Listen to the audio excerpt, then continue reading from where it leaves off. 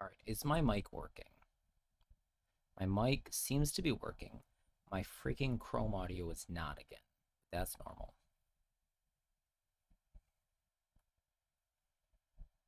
Okay, you should be able to hear Meeps and Scotty now. Okay, so I'm gonna come over here. I keep hearing redeems, but I see none. Reward prox no.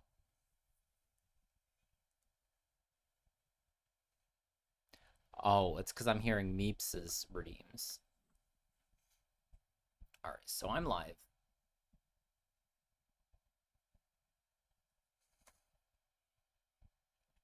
All right, so Meeps is a busy boy, and we get to watch Meeps in the meantime. So they're doing a conquest thing, which is where players have they bring us so many decks, and then the winner. I'm like already halfway done my coffee, and I need water. Hold on, let me get that.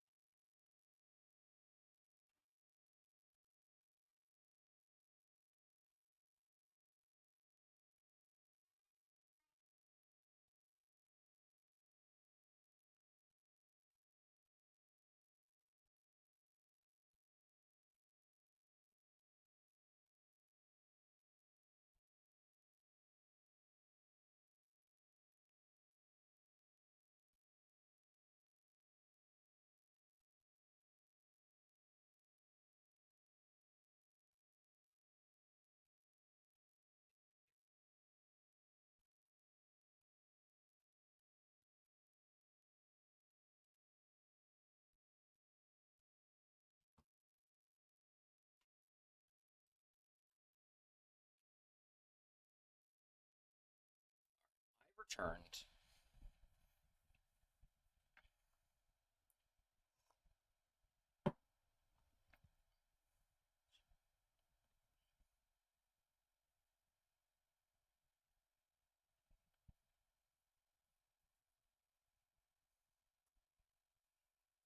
Where are his tunes?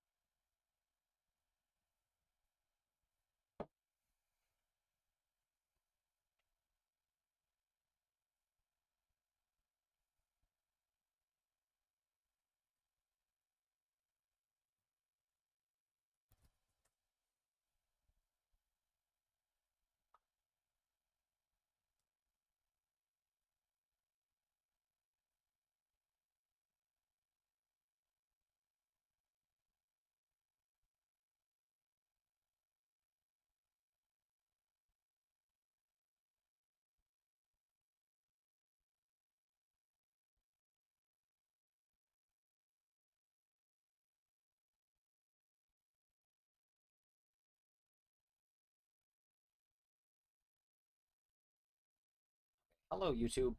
How are you doing? We are going to be chatting with Meeps, but right now we are not. Let me slap this in here. How does this? I'm in the wrong screen, anyways. Shit.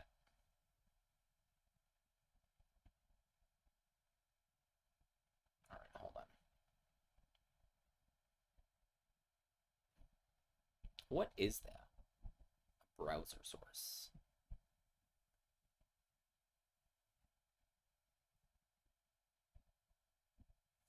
All right, so I'm gonna have to see where that appears.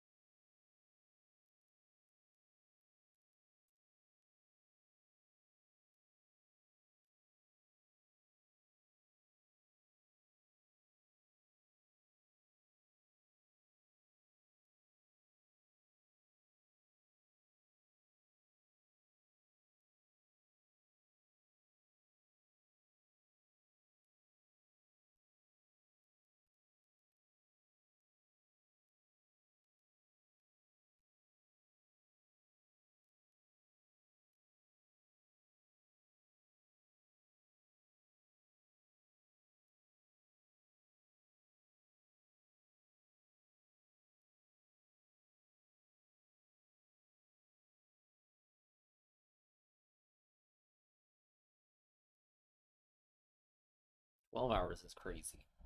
It's so long.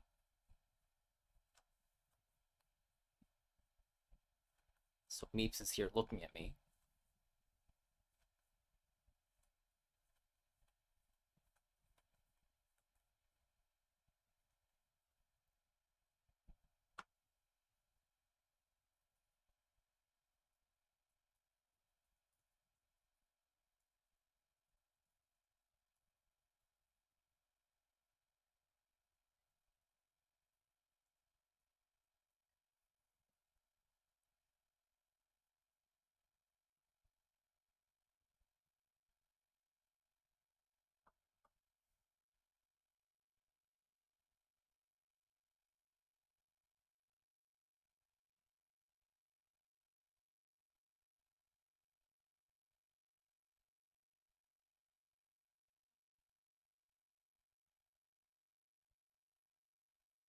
Cyanide mining here.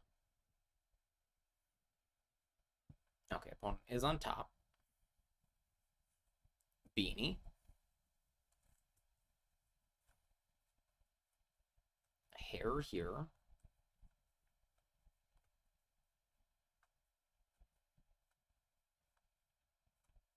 Sure. Alright, what are we doing? We sent an Ash Blossom. Is it Sunlight Wolf or Firewall that gets it back? Because I feel like Sunlight Wolf is a joke.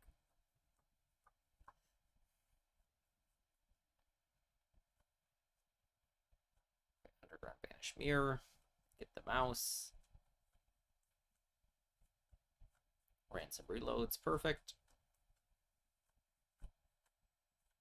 Doing Chessie. Chessie banished the mouse now, huh?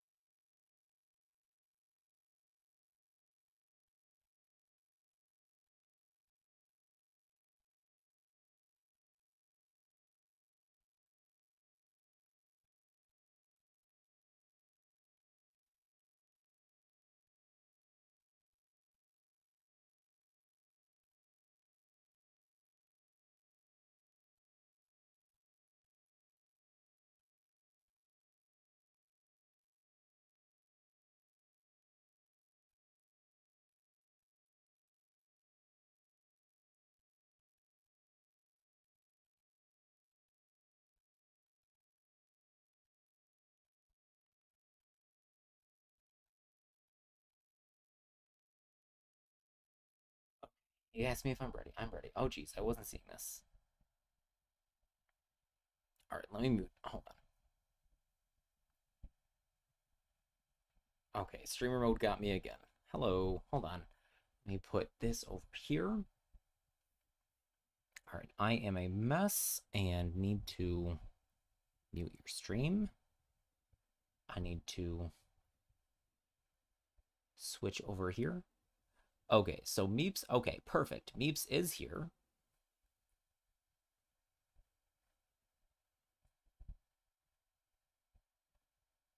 Yeah. I don't know where to put. I guess I'll put you over here. Okay. How does Dojo sound?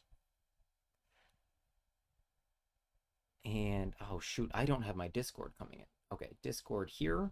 Okay, talk again.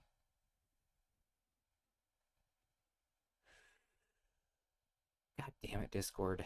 Okay, I'll just use my desktop audio. Okay, and let me make sure this is the right desktop audio. Things easier for me because I'm bad at stuff. Okay, hi Proxied. Okay, Proxy, can you hear him Oh, now? Proxy is one of my people. ooh, sure, sure. Oh, let me change my Okay. stream title. Um, so then I can at you, and then we can do stream together in just a moment. Okay. Um, Dojo's a bit quiet. That could be my fault. Maybe I need to be really loud. ooh, okay, that sounds better, but let me lower lower my settings if you do that. Okay, so now we have you in the title. Um, and then let Hello, Earl. me do a stream together. Ba, ba, ba. Will Twitch tell me? Okay. Where will Twitch tell me? Invite guests. Because I have too MMD many Twitches open. MD Dojo. Okay, I'm gonna add you as my as a favorite Thank in you. my thing to make this a lot easier. And then send invite. Okay, it opens a new tab. Ba, This is my ba, first time. ba, ba. Earl, hi. How's it going? Wait, this is just like a...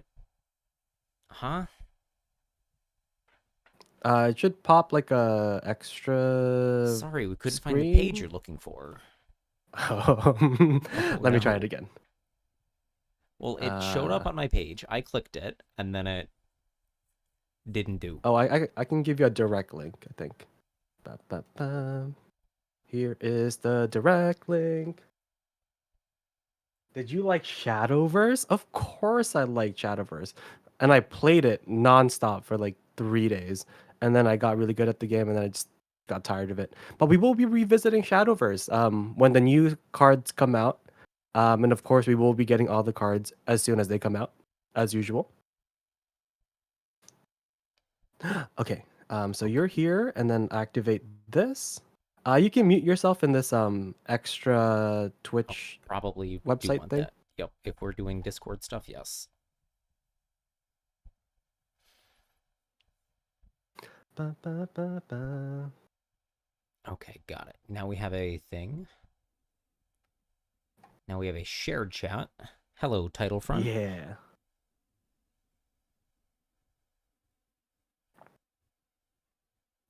Okay, so on my stream, I have my face and I have Meeps because this is just like totally unscripted, and I have a bunch of like thoughts and ideas and things, but this is my first time, and I'm never as prepared as I want to be. I always want to be more prepared, but that's never the case. It's just life comes at you fast. And from me, I will just put up the automated dual replay thingy in the background. Just And then it's just gonna perpetual dual be lives to keep our us. chatters Yeah. occupied. That's a good idea. Yeah. So they have something shiny to look at. But I can lower the sound effects of the game so it's not too distracting. I'm thinking Ba, if ba, I should do ba. that, or I'm just gonna stay on my face. Pink Road, thank you for the follow. Welcome, welcome. All right. So would you like to explain to everyone here what exactly it is that we're doing? Okay, so let me start with my life story. I always start with, so whenever I look at a recipe on a website, they're always telling their life story before they tell you how to make the chicken nuggets. And I don't care about their life story. I just want the chicken nuggets recipe. I just need to know how to make my nuggies. But you need a little bit of my story. And this is that I am always running into false narratives and cognitive dissonance, and when I confront people on it, they run away. And so Sure. what I have learned is that this is what happens. This is okay. So I don't know if you've ever had therapy. Have you ever had like an actual therapy session? No, I can't say that I have. No. Okay. So a lot of people like the things like Deck Doctor and like how to fix stuff and all that sort of stuff, which is awesome. And I love that. I love learning, I love improving and fixing things and all that. But the problem, I have a philosophical problem with these, like the allopathic fixing, and is that, so if you send Jesse Cotton your deck, and then he says, do this, this will make it better, you haven't learned anything. Right. So this is the same idea as like therapy. Therapy is going to you you are it challenges your beliefs and your thoughts, but not directly. Have you heard of rubber ducky coding? Yes. Mm-hmm. Okay. So it's a very similar concept. And chat, if you haven't, it's where you just are explaining your problem to a rubber ducky or something, and then you talking about it, you are able to solve your own problem. The rubber ducky does nothing. So the what I want to do is kind of therapize people on like their Yu-Gi-Oh ideas and beliefs, because I think that the community as a whole could do with a lot more thinking, but therapy is very, very stigmatized. So I've yet to come up with a good branding for this. Mm-hmm. But what it is therapy, and there's no real goal here, because the goal is to for you um for me to guide you along. You look at your beliefs and maybe and at least challenge them. And it's fine if nothing changes, because that is the rigor. The rigor is that you think about whatever it is and then make a decision on that. Your beliefs are challenged. And it can Mm-hmm. go in a whole bunch of different directions, of course. And I have like some questions and stuff. But again, this is unscripted. My first time, you're my first victim, and I'm also going to learn a lot in how to make this happen. Um, Yeah. Well, let's just do it. Hopefully, I can come up with coherent statements. And I'm glad we're doing this early into the stream, so I'm not like brain dead yet.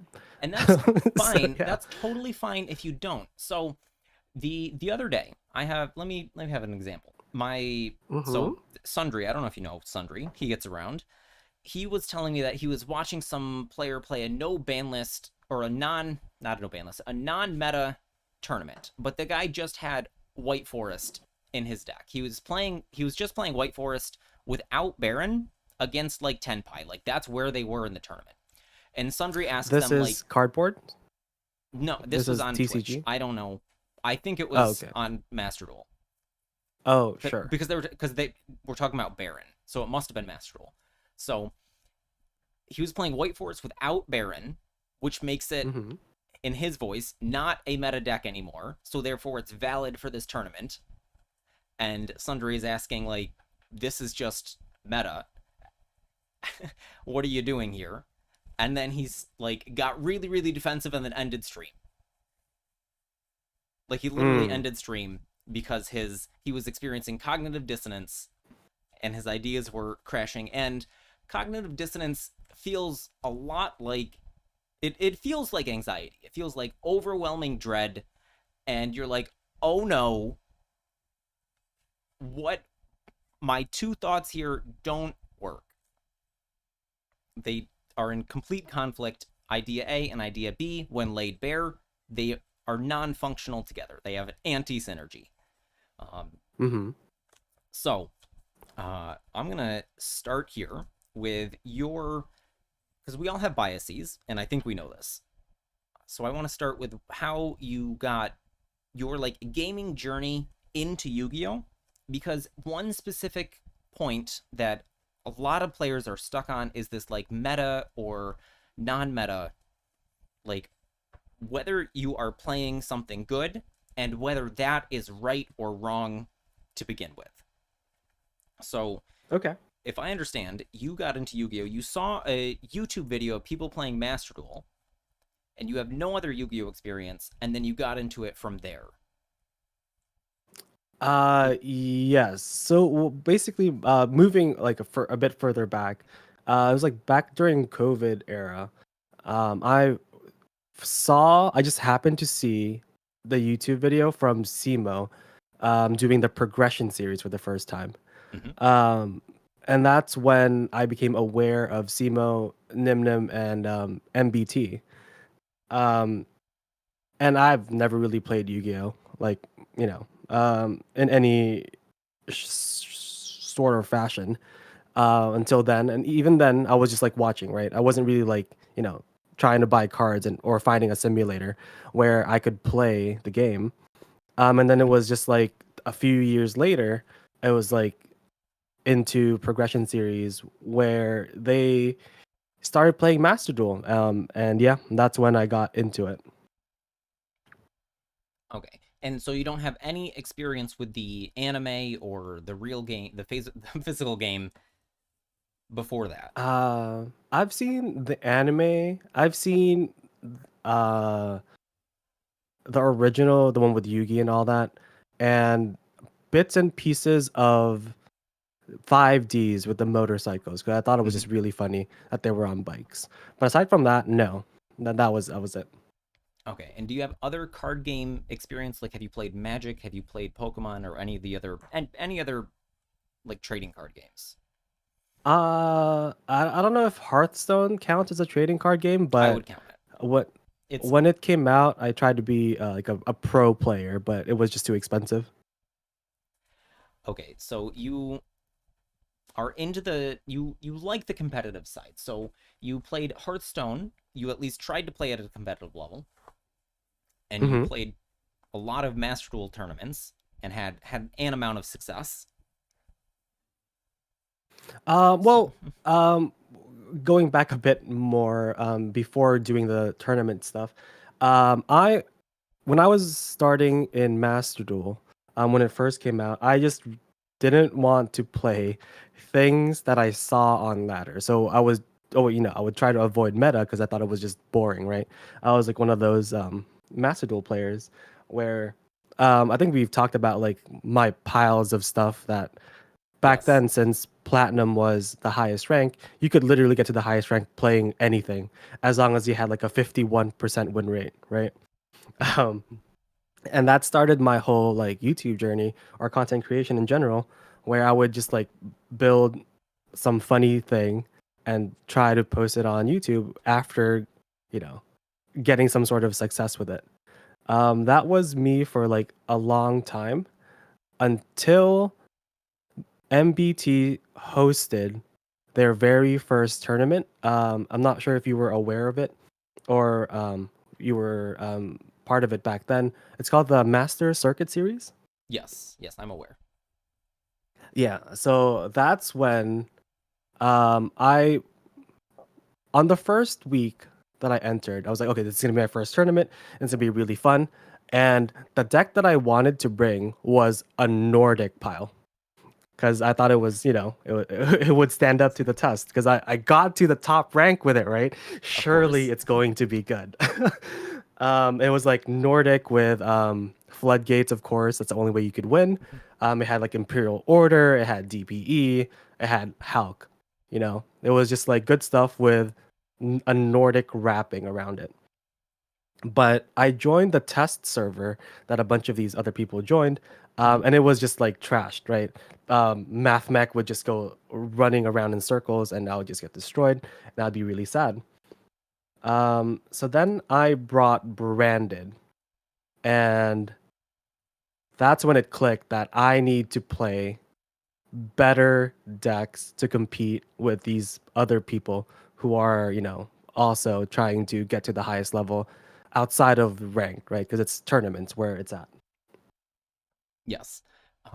So this is exactly that like motivation shift. So I read a Magic the Gathering article on my stream and then put it on YouTube. It's called Timmy, Johnny, and Spike. Are you familiar with these characters? No, no, I know nothing of Magic. Okay, so Timmy and Johnny and Spike are. I love to explain this. So if you don't have any Magic background, Magic has a lot of game theory like baked directly into it that I am just absolutely enamored with. And so Mm-hmm. Timmy, Johnny, and Spike is outside of the game itself, but they are psychographics. Are you aware of like marketing psychographics? No. Okay. It's I'm gonna explain it, and you're gonna be like, "Duh, I should have known that." So marketers Sure. collect information on Hmm. their target audience, and then they decide like, okay, this type of person, the person who buys these things would also buy this other thing. So like you can Okay, advertise sure. this thing to that this type of person. Hmm. And you can also create psychographics of who your potential buyer is. So for example, like the I don't know. Now I'm completely blanking. But the magic example is they the designer, the other designers when designing a magic set in the 90s were saying like this card is terrible. We shouldn't even include it in the set. And it was like a big giant dinosaur or something like that. And Hmm. this designer goes, "No, no, no. This card is very exciting for somebody, and that player is Timmy." And he just like came up with the name on the spot. Sure. So the big giant dinosaur, the Nordic monsters, are not the Hmm. competitive cards, but they excited you on a different level for a different motivation than winning the most amount of games. Yes. I guess it was because I remembered it right from the few moments that I've watched the 5D's anime. Mhm. There was a connection. I was like, okay, I could be one of those guys on the motorcycles and summon these goofy level 10 god cards, and it's gonna be all fine and dandy. Yes. So you're so would you so in three broad like camps, Timmy, Johnny, and Spike, like Spike wants to win no matter what. Spike is playing the Mm-hmm. best deck. Spike doesn't care. Spike is the player that will hand loop you for 6 or play the floodgates, whatever's the best. He doesn't care. Um, Sure. Timmy's looking for a fun experience. These are often like the role play duelists um, that want to like be the anime or whatever. And then Mm-hmm. Johnny players want to specifically express themselves in their deck building or their gameplay. Yeah. So, Okay. would you say that this Nordic, you were playing Nordics because you thought it had the best chance of winning and you are wrong, or you were playing it because you thought it was cool in some way? For the cool factor, of course. Okay. Then that was not a spike motivation. And then when you were entering the tournament, you were able Mm-hmm. to fluidly shift your motivations from this is cool and awesome and I want to do this experience to I will do whatever it takes to win, and that's when you switch to branded at that point, right? Uh, yeah, yeah. That's correct. Okay. Um, so did you have any qualms switching off of your deck to a meta deck? Um, the Did only real issue I had was, I mean, like mentally it was fine. I was like, it didn't matter. It was still my version of branded, right? My version of branded had summon limits Mhm. and eradicating virus. So it wasn't like the main, like the most common version you would see in ladder or whatever. Like there was always like something that made it my own. So I didn't really have that, I mean, mental dissonance of like, having to switch from a non-meta deck to a meta deck, per se. It was mostly like a um cost issue because then branded was expensive. So then I would Still have to is. make a, you know, brand new account just to play it. Back then at least. Okay. Um, so do you see so when you do viewer duels, do you get Mm-hmm. duelists coming in and there is a mismatch of expectations? Because I think I asked you before and you said you play like whatever you want in viewer duels and whatever Mm-hmm. happens happens. Yep. Are you playing because you also like to play big stinky piles like Thunder Dragon, Chaos, Horus, Eldritch, White Forest, Fiendsmith, Yes, Kashtira, yes. and more? Mm-hmm. So this big stinky pile, is this the type of thing you're usually playing in duel rooms? Or are you playing? Do you bring meta stuff to duel rooms? It really depends, right? I usually will try to bring a mix of decks because how I envision dual rooms is for the view. It's like it's not about me, it's about the viewers getting to share what it is that they enjoy playing. Um, and that might be a different take than most other people. Because I know, like, there's a few content creators that are like, oh, I gotta win these viewer duels. Like, I'm gonna bring my best deck, and then I'm gonna make the biggest and best board that I can make. Um, and then show, the viewers like, oh, I'm really skilled or whatever. But I feel like at this point, I am more interested on what viewers can teach me about like the game. Hmm. uh, I think this is also coming from the fact that, I do just have a lot of cards that people don't have access to, right? Um, so I do have the ability to, if I find a viewer's deck to be really interesting, like that White Forest, Voiceless Voice, Kashtira, Horus, Magical Musket, Fiendsmith deck, There's like even that. more stuff in it than I remembered. Yeah, so it's The just, I can take it, I can improve upon it with and give it my own spin. And I think that's just like one of my goals of the viewer duels. Just have a great time, learn new things, see what um the different things that we could do with the same pile of cards, right? Just in arrange in a different order. I think that's what motivates me to do viewer duels like that. If that answers your question. I don't remember the yeah, original question anymore. it so it's like ask. I was the crux of my question is trying to get at what is your motivation for viewer duels. And so I try to avoid directly asking like why, like what is your motivation for doing this, but I find it is the most, sometimes people are really really bad at answering questions, especially when I ask a very very pointed blunt question that is directly why are you doing this or whatever. And I don't know why their brain just short circuits because people don't mean what they say, and I always try to mean what I say. And when I say something that doesn't align with what I mean, or I read it back and it Hmm. isn't right, I always try to correct it because that is incredibly frustrating to me when people mince their words. So yes, the crux of my question here is like, what is your motivation for what you bring to the viewer duels? And again, there's no like wrong answer here. So what I've been doing in dual rooms and not having I've been not having fun because what I've been doing is I say most of the time um, that it's either like strictly competitive, like I'm going to Hmm. bring my best and I'm going to destroy you because we're learning here and practicing, or like I'm gonna find where your level is at.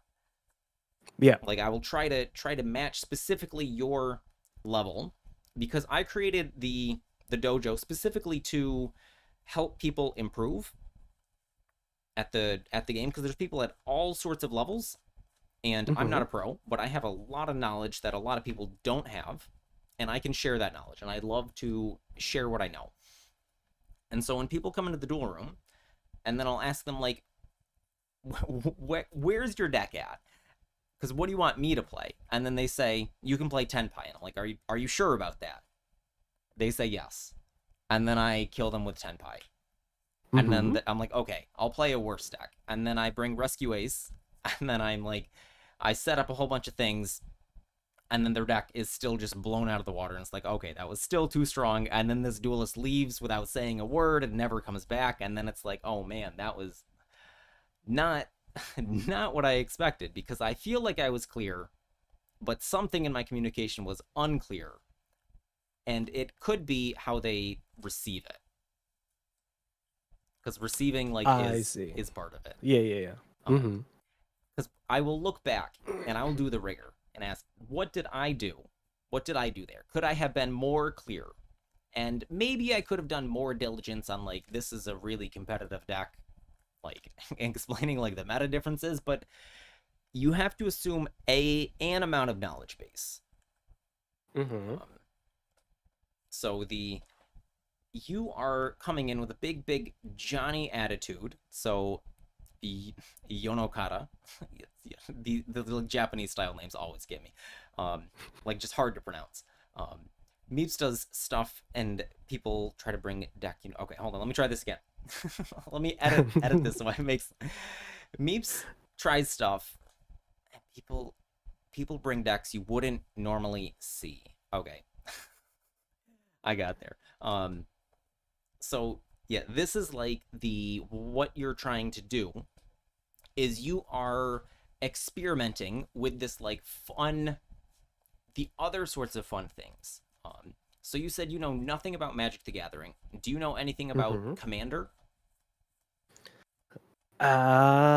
Commander.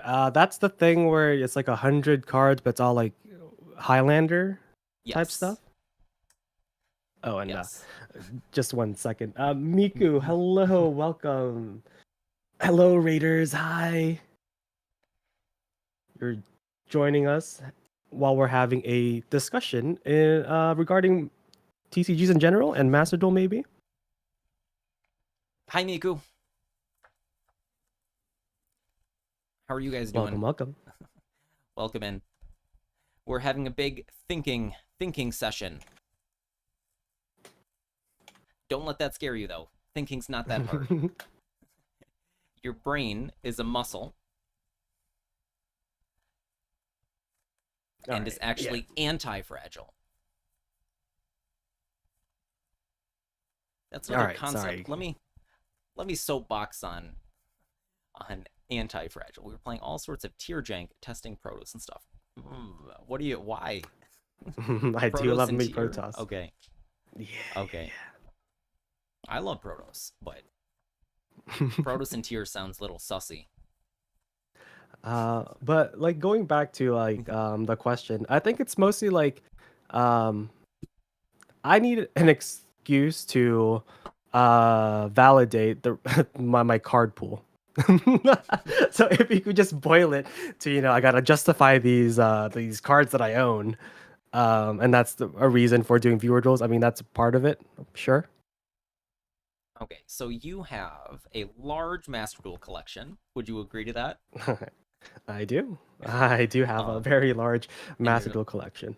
Looking for an excuse to play all the different cards, and I think that is fine. So this motivations thing is all about what you're playing, and so whoever you're playing with, if they have a similar motivation, you guys have a good time. So if somebody's playing very competitively, so if I brought Malice into your duel room right now, and you were playing, I don't know, any of the decks you played with Scotty, like, I don't think either of us would have a very fun duel. Well, so like when that happened, right? Like I know a few frequent visitors to the duel room since I've started streaming again. I kind of know what they play. Like there's some people who only brings like when it was meta Snake Eyes, right? And because I just find it more like of a challenge, so I don't really mind it if they brought the best deck or if they brought stun, right? Because I always start the conversation by saying, you know what, you get to go first. Show me what your deck can do, right? Whenever I do the viewer duels, right? Because I always want to see what their deck can do and to see if they can do anything surprising and or funny, much like the MBT show that he does weekly, dual tainting or something. Yes. So I was like very inspired by like, oh, that seems like a really fun idea. And I also just have the blind confidence of like, even if you played the best meta deck of the format, I will simply just destroy your end board and win with my garbage cards, and that's just fine. So I am hearing that everything is in alignment, and I hear a lot of players that are not in alignment like this, where they bring their Nordic deck or their Eldritch Thunder Dragon deck, and then they get stomped by Snake Eyes, and they're mad at Snake Eyes for being meta. They're mad at it for being good. They're mad that their deck is not good, and then they're confused that they like can't win, and it is a breakdown of understanding somewhere in the chain of like you're not winning, so you're playing under two different motivations here. So this hypothetical duelist that brings Mm-hmm. Nordic to a tournament wants to win the tournament, but wants to also express themselves in their specific way. So I want to play Snake Eyes Fiendsmith, or no, I want to win, but I don't want to play Snake Eyes Fiendsmith because I hate it because it's meta. I don't know. Yeah. Mm-hmm. I don't have this hold. So these two are at odds, wanting to win as much as possible and wanting to specifically not play a certain thing. So these are at odds, and these duelists, I don't know why they find their way to me, but these types of players are always being put in front of me, and I'm like, Uh-huh. there's a mismatch here of your motivations that you are saying X and Y Mm-hmm. are both true, which might be true. You might hate Snake Eyes, and you might still want to win, but then you need to come to grips with you're not going to win as much if you're not giving yourself the best chance to win, because that's what you're doing here. So all of your actions say something. So if you are going to bring Nordic or something awful to a tournament Yeah. and you don't win, like that is expected. You're saying either I don't want to win or winning is not my priority. Mm-hmm. Um, have you played any poker at all? Like literally any? No, but I've watched a lot of it. Okay. So just as like in poker, when you raise or hold or fold, you are saying something about your hand. So if you raise, you are telling your opponent, I have a good hand. Yep. And when you fold, you say, this hand has no chance of winning. I'm not going to Mm-hmm. lose any more money on it. And so all of your other actions in other realms also say something. They say something about motivation and where you're trying to go with that. Um, Hmm. so I want to. What makes a deck fun for you?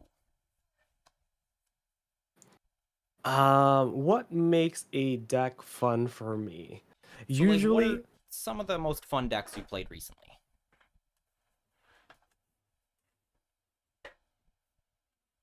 sorry, it's clearing my throat there. Usually when it unlocks a thing that I usually don't see very well or often. An example of this is let me see if I can pull it up. An example of this that in recent memory I've played is my ABC deck. Mm-hmm. Let me see if I still have it here somewhere. Okay, I'm looking Uh, at your stream so I can see also. okay, I might. Okay, let me see if Untapped has it. But all it really wanted to do, right? It's not this one because this is something else, but Doriado. All my ABC deck wanted to do was turbo out this card. And once I found, I know what ABC does. I know what the Aurora Dawn combo does, right? Mm-hmm. And then finding a end goal for all those things and making it happen makes me really, really happy. And that's one of the things that I keep in mind when building decks. And again, like, it's just summoning this old card that basically is a six solemn warning at the end of your turn. Finding things like that really gets me interested in a deck. Um, Another one is,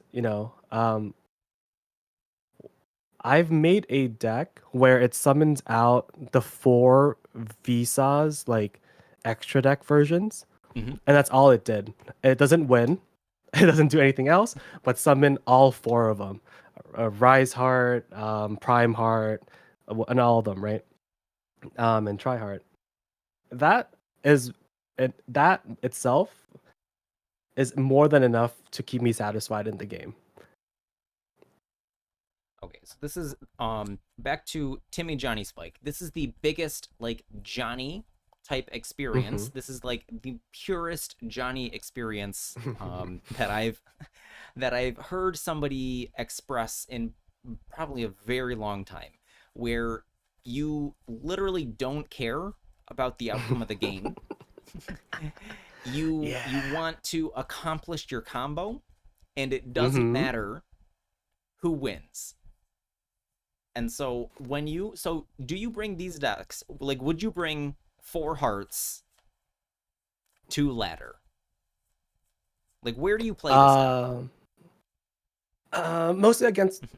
Ooh, give me a second.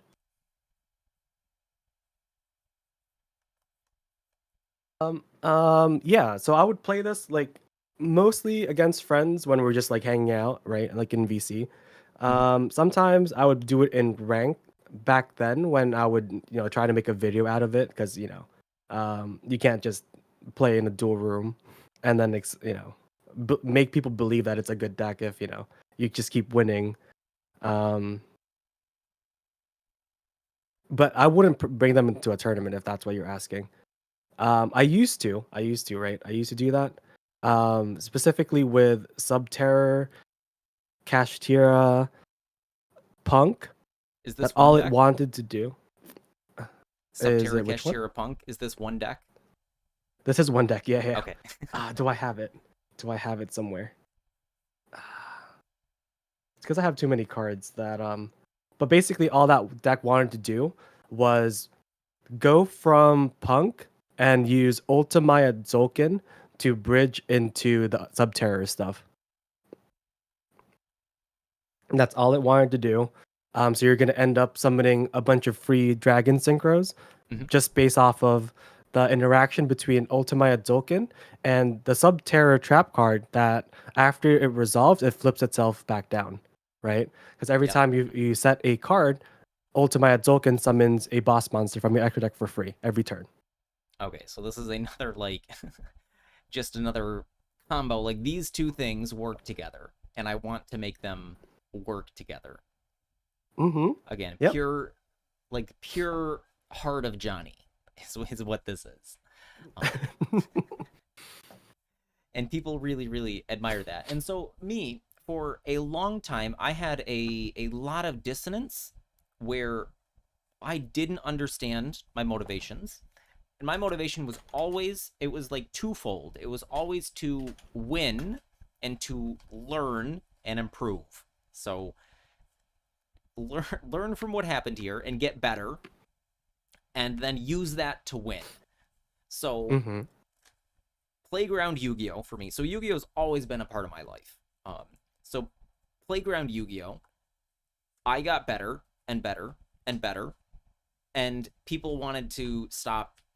People did not want to play with me because my motivation was different than theirs, and it was not fun because I would win the game with my terrible deck, but their deck was Mm-hmm. even worse and didn't stand a Yeah. chance. So they had like straight starter deck, and I had good cards in my deck. Like that's the like I would not say any of Oh, my decks were good, but they were like built with some kind of winning image or strategy in mind. mm-hmm. It's funny you bring out like excuse me, like playground Yu-Gi-Oh, because I mean back then, right? I mean I don't really call it like playing the game, but I did own like a Pegasus structure deck at one Mhm. point in like elementary school. um and people just got very very annoyed at the fact that Relinquish can like equip one of your opponent's monsters, that someone actually stole my Relinquish. It got to Take that point, and I know who has it because I'm still friends with them, and they have kids now, so I don't want to bring it up. But take that. I'll take your relinquish. That is really funny because yeah. um in again in Magic the Gathering, in Commander is this multiplayer format, so not just 2 players. It's often 4, can be any number though. Um Mm-hmm. People get really really upset when you steal their things. So like they don't care if you play like the equivalent of Dark Hole. They're like, oh man, you destroyed all my stuff. But if you Yeah. take their stuff, if you're snatch stealing and change of hearting, people get furious. And so relinquished is the same thing. It's like I'm going to take your thing and it is now my thing and I'm going to punch you with it. Mm-hmm. And this Yep. this really gets under people's skin. So Playground Yu-Gi-Oh for me was but I won a majority of the games and then I stopped playing for a little while and then in 2011 or 10 whenever that was psychics Mm-hmm. were out so duelist whatever the set psychics the psychic stuff was out um because I had like a my playground deck was like a miracle synchro fusion deck that made ultimate axon kicker and thought ruler archfiend. Okay. So like it wasn't this is not a good deck by any real standard. um Mm-hmm. and then I met some guys like out in public playing Yu-Gi-Oh, and then they were like, "Come to locals," and I went to locals. But this was my first locals, and I brought Ultimate Axon Kicker with Miracle Synchro Fusion. And I used the Light Hexial Fusion. Are you familiar with these cards? Yes. Yes. So I was using the Light Hexial Fusion to summon Ultimate Axon Kicker, which doesn't even work. Mm-hmm. Like it. Oh. Yeah. Yeah. Yeah. Um, and and of course I got absolutely smashed at the tournament, but this was like a mind-blowing experience of like, wow, these players, their decks are insane, they're insanely good. And Mm-hmm. it was a like 10-person locals, and I'm sure they were not actually like looking back, they were like fine,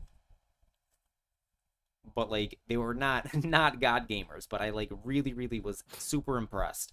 And then playing to win like changed my whole perspective, and I'm still like stuck in that if we're not playing to win the game, like what's the point unless you are coming up with specifically summon all of the hearts, summon all 4 Vsauce hearts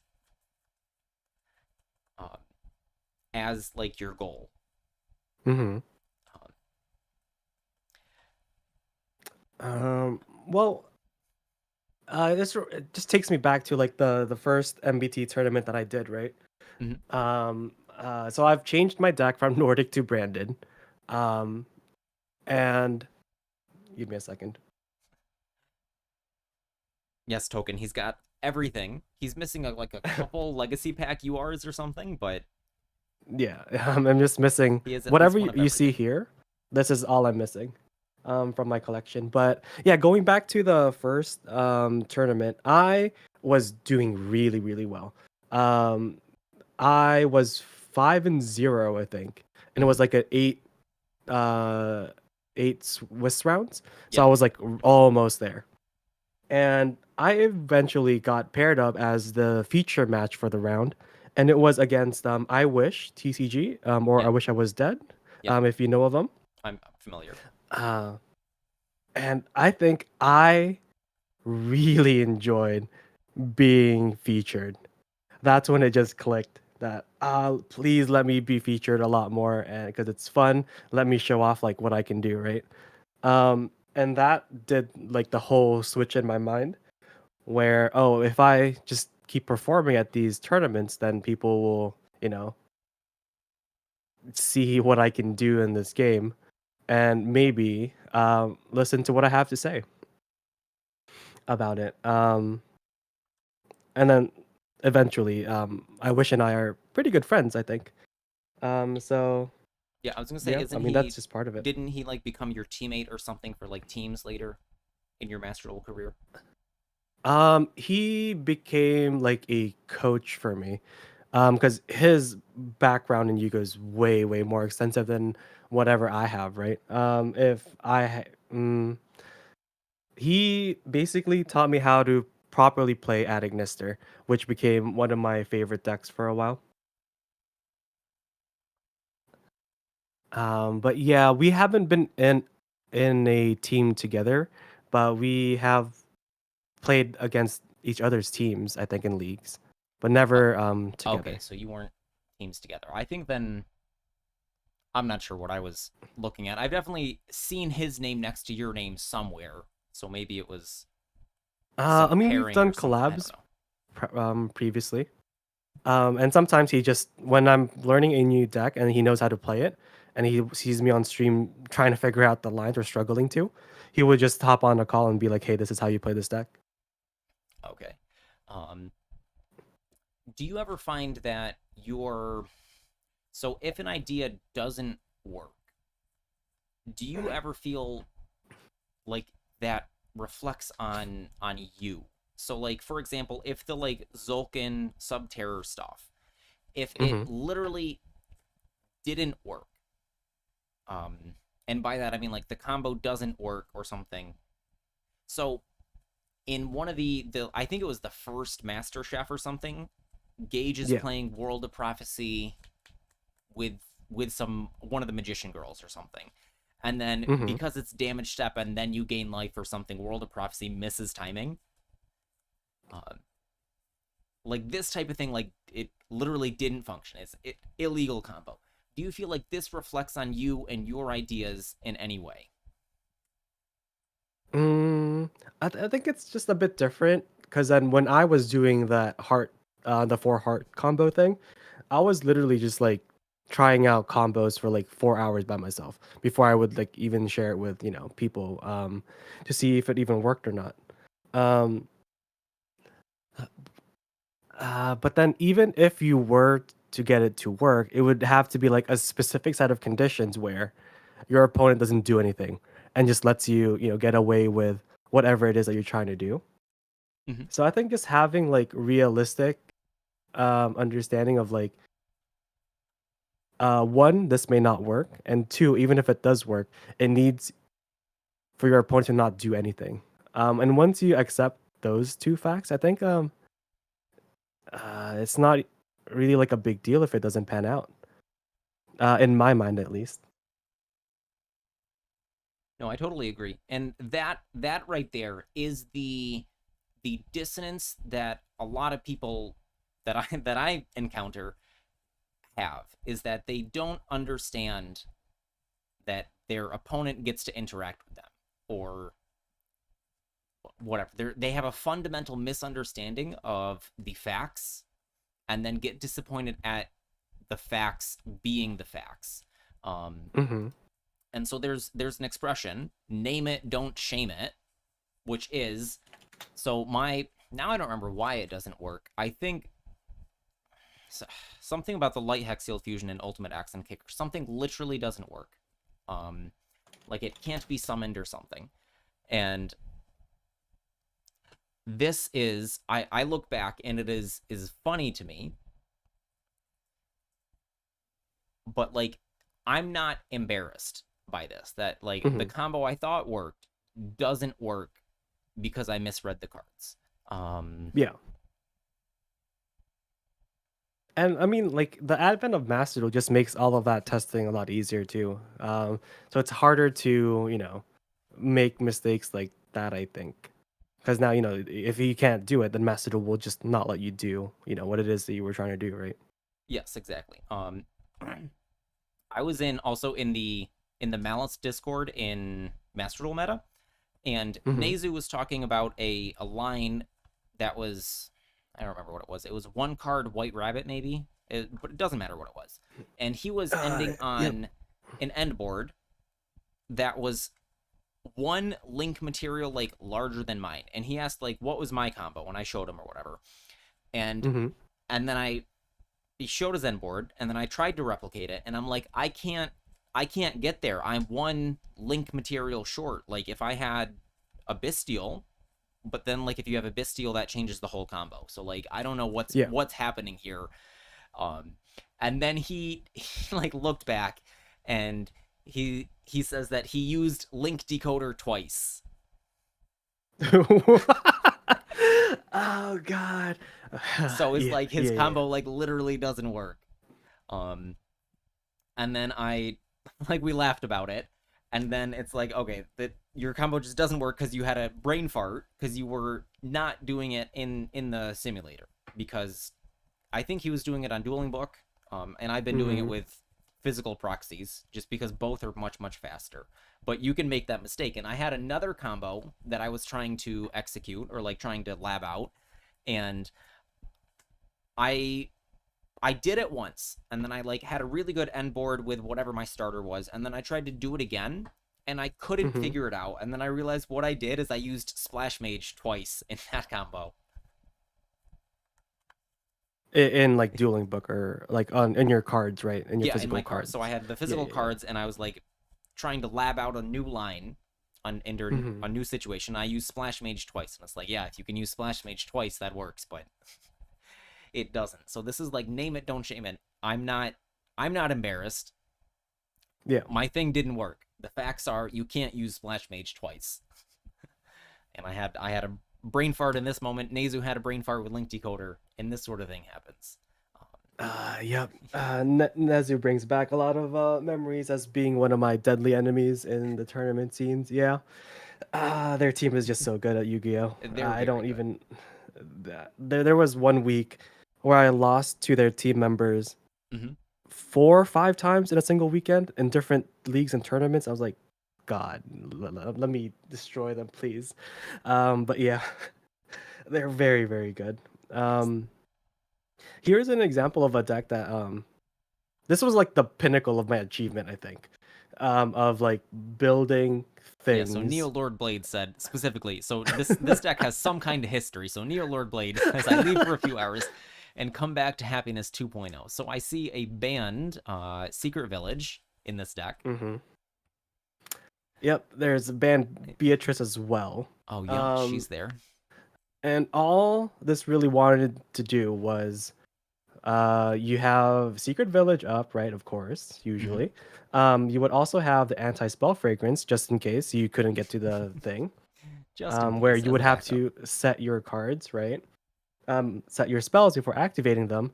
But then you also have cards like Dark Simorg, where your opponent cannot set cards, Yep, there he is. which makes the five rainbow thing even funnier because now they can't attack or activate monster effects if they don't have any set cards. One of my very long-term friends that I met at this like locals for the first time, he was playing a quick draw Dark Simorg anti-spell fragrance deck. um Yeah, and yeah. he destroyed me with it because he went, he summoned some crappy synchron or whatever and went Dark Simorg set one pass. And then he flips up anti-spell fragrance and I'm like, that's fine. Um and I'm like, hey, set I'll set a back row. And it was like Hmm. MST or Heavy Storm or something. I was feeling fine because like I have the out. I've drawn the out. I feel confident. And he goes, "You can't set cards." I'm like, "What do you mean? Anti-spell says I have to set them first." And then he's Yeah. like, "Dark Smorg says you can't set cards." And I'm like, "Okay, okay, I see." So I'm just locked out of spell cards completely. Um, Hmm. and then I like brain fart, and then I try to set like a Mirror Force or something, and he's like, "You can't set cards." And I'm like, "Oh my goodness, you're right. I'm sorry, I can't set cards." And then it's like I don't remember what it was, probably this crappy psychic deck. And then um I tried to set a monster and he's like, you can't Hmm. set You can't cards. do it, And then I no. like pick up Dark Simorg and I read it again and I'm like, you're right. Like you got me on spells and traps and monsters.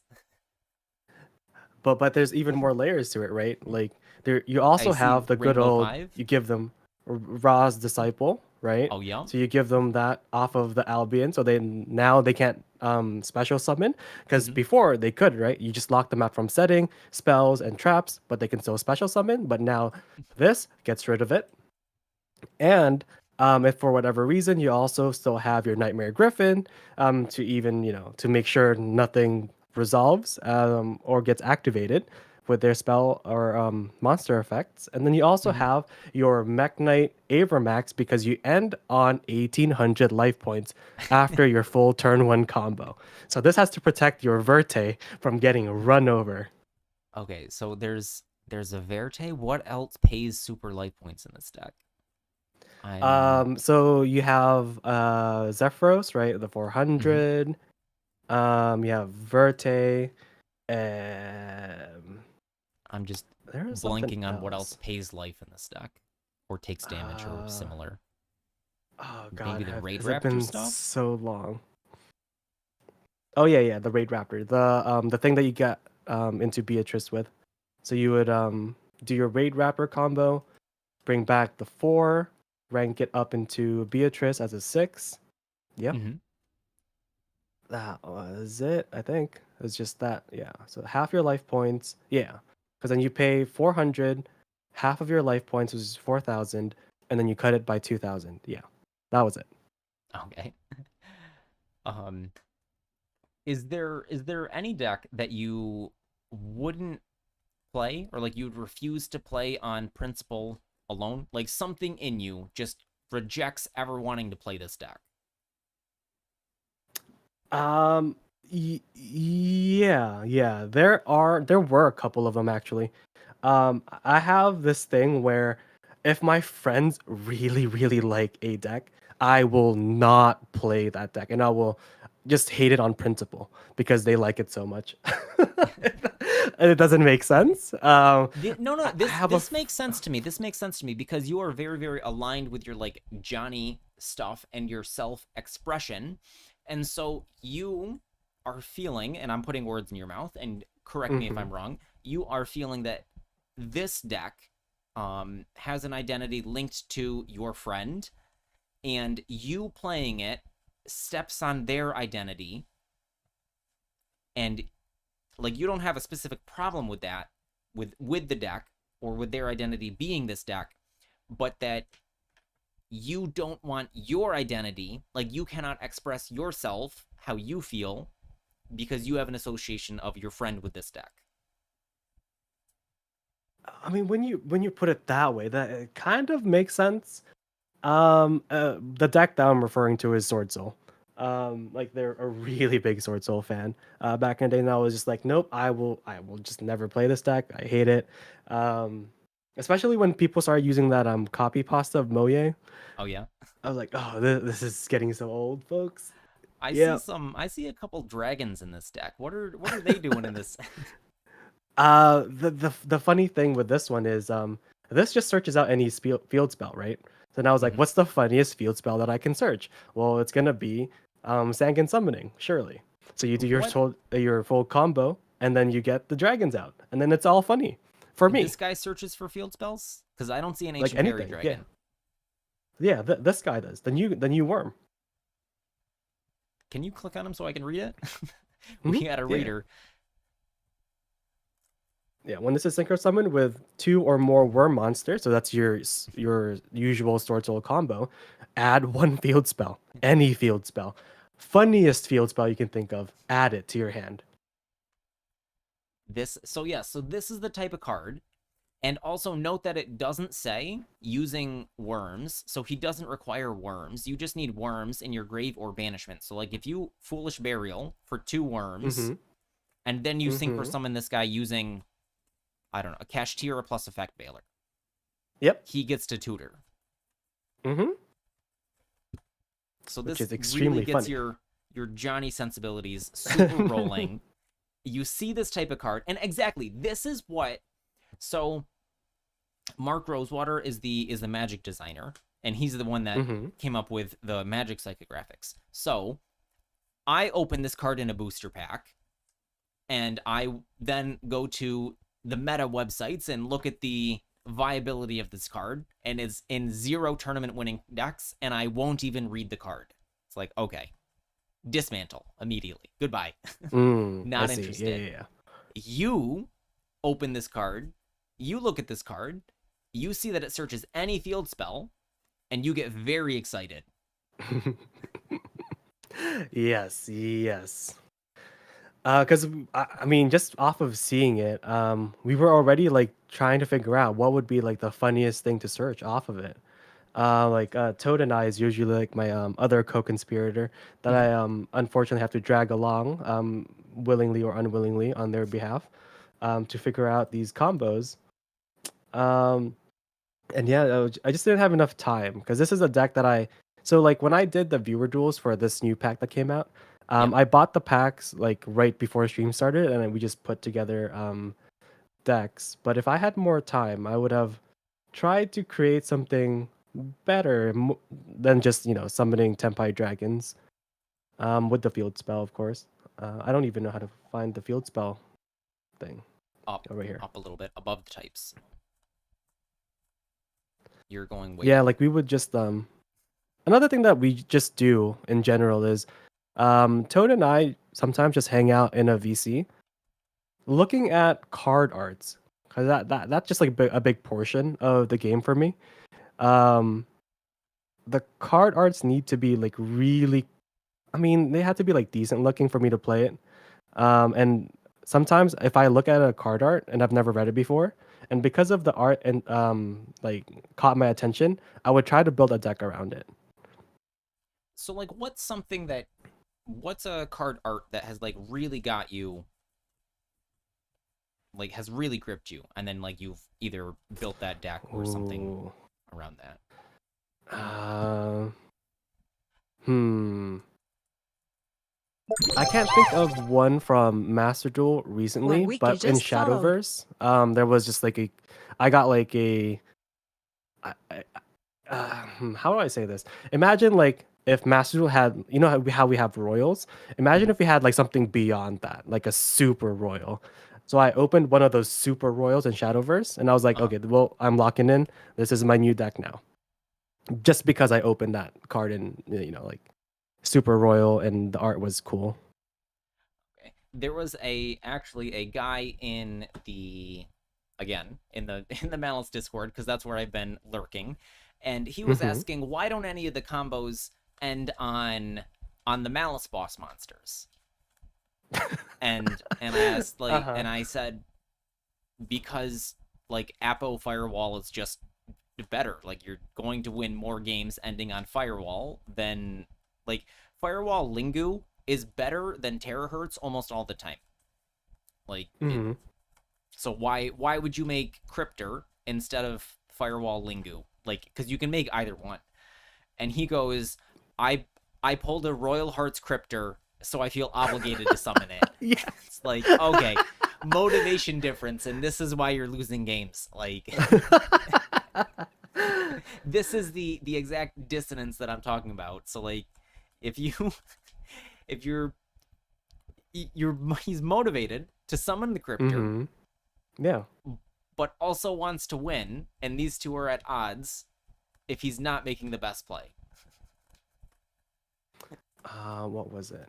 It's like today, in the Scotty conquest that we were playing, Mhm. I chose to play hand traps that I knew wouldn't come up, which was detrimental when I drew them all 7 games or whatever, being Valor and Droll, and I only added them because they were royal. So I get the sentiment.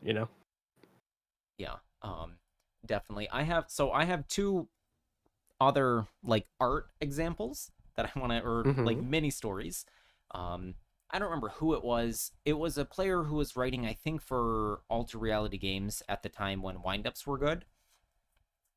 Now I Ah, can't love remember who it windups. was. Yeah. Uh-huh. Um, so I also am a huge fan of windups, and somebody asked him, like he wanted YCS or a regional or something. He won, I don't know, he won or topped or whatever. It doesn't matter. And somebody asked him, like, in a pejorative way, how do you feel about winning with literal toys? And he's like, what do you mean?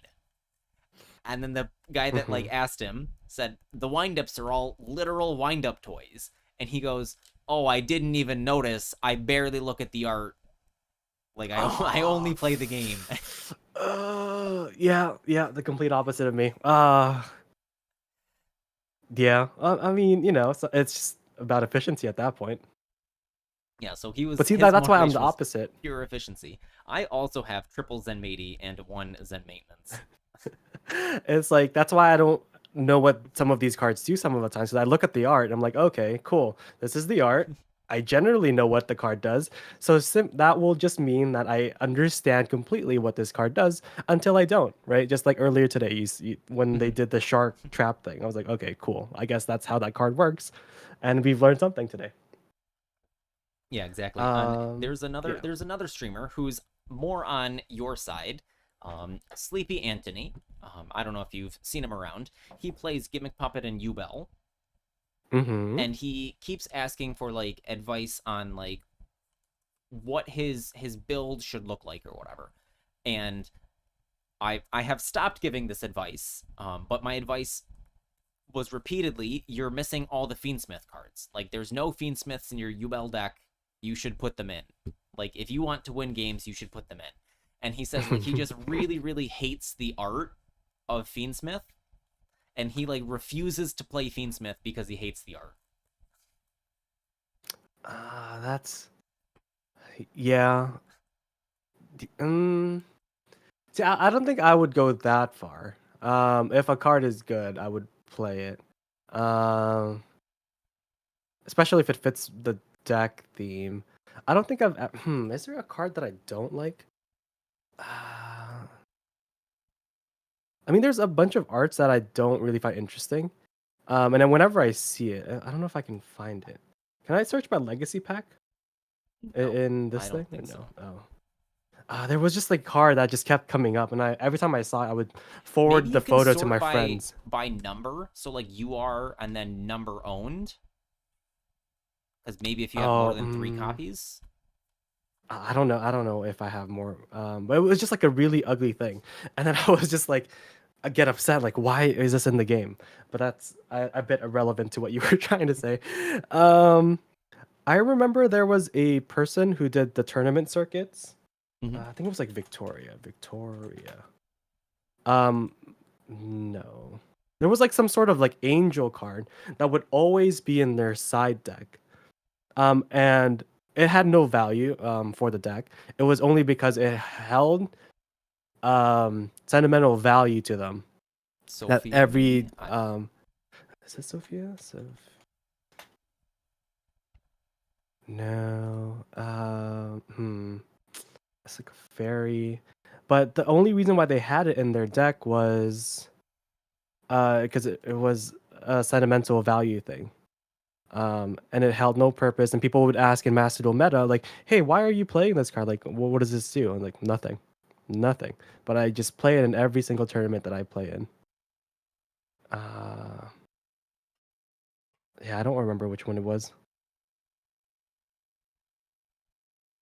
Um, mm, mm, mm. I mean, like having cards like that is cool, right? It's not really about. Well, I mean, I guess it only takes like 1 out of 14 or 15 slots in your extra deck or your side deck. I mean, so it's not like hurting your chances too much. Is Uh, there a little bit unrelated? Is there something mechanical, like a mechanical thing in the game that you just absolutely love to do, no matter how good it is? a mechanical thing. Yeah, like a game. If a deck does this thing, you love to do this thing, whatever it is. So my example of this Oh yes, is yes, yes. okay. Go ahead. Go ahead. Oh, it's summoning Firewall Dragon Singularity in any deck. This is something that I would do, whatever it is. Tearlament, I'll do it. Manadium, I'll do it. Give me a deck, I will summon Firewall Singularity. And that is the point of the deck. I don't care how good it is. Yep, this is the guy. I don't know if that answers. Um, but yeah.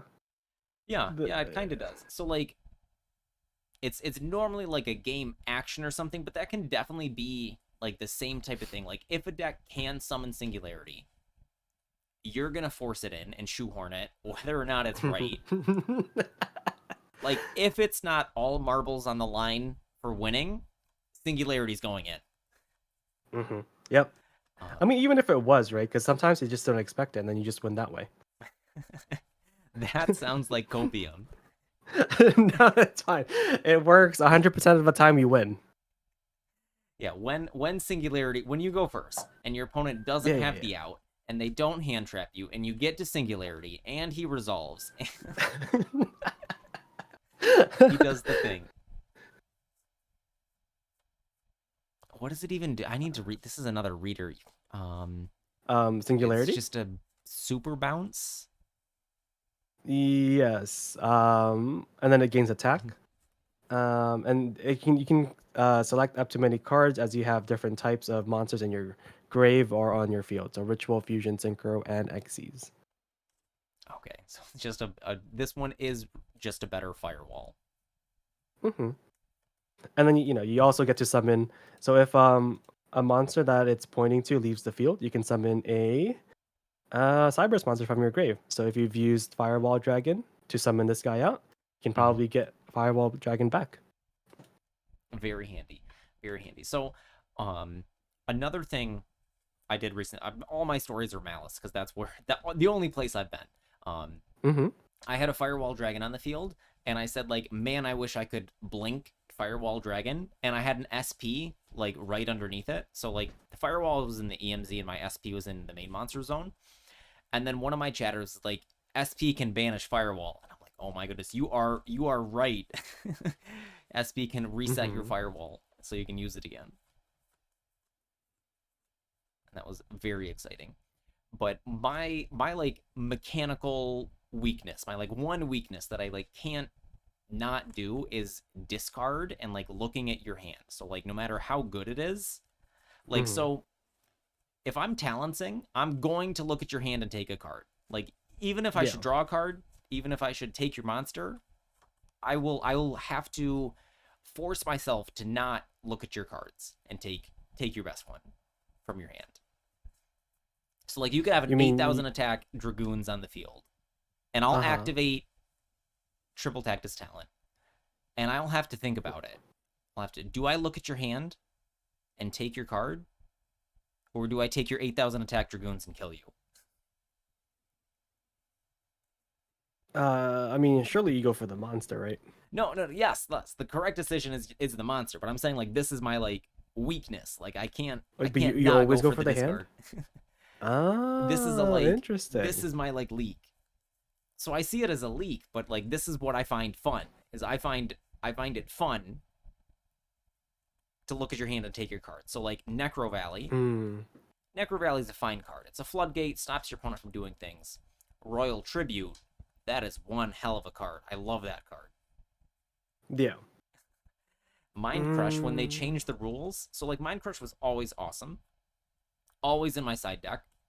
And when they changed the rules that like you don't get to see their hand anymore, I was just devastated. I'm like, well, this has lost all value. I will never play this card ever again if I don't get to look at their Yeah. hand.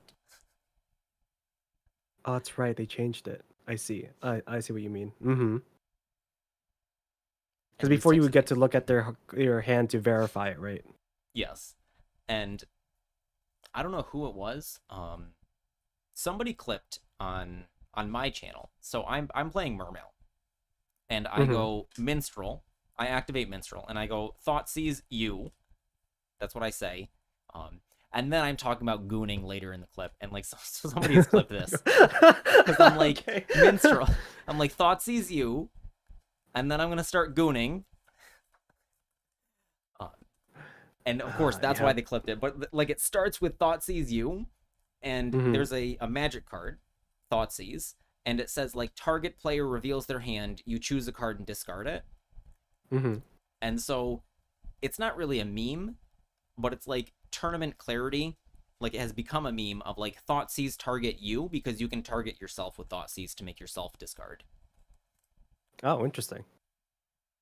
Hmm. So there's reasons to do that. Like it's very very rare, but it's like you're going to use a monster reborn on some huge thing or something. But it's very rare that you would discard yourself. But Mm-hmm. Thoughtseize target And you like became a meme because if you play Thoughtseize, it's legal to target either player. So then you have to like as the tournament player, you have to ask your opponent if they're going to target themselves, like give them the opportunity to mess up. yeah. Yeah, you had something to say? Go ahead. Oh, I'm just saying, like, I don't really have a game mechanic that I would like always do in the same way that you would always go for the hand. I don't think I have. No, it's just whatever I think is best at the moment is usually what I would go for. I'm able to take the dragoons, but I will like click on the look at hand mode and consider it, and then it's like, no, I can't do that. Taking Dragoons wins the game. It's obviously take huge Dragoons, but I do hesitate. Mm-hmm. What is this?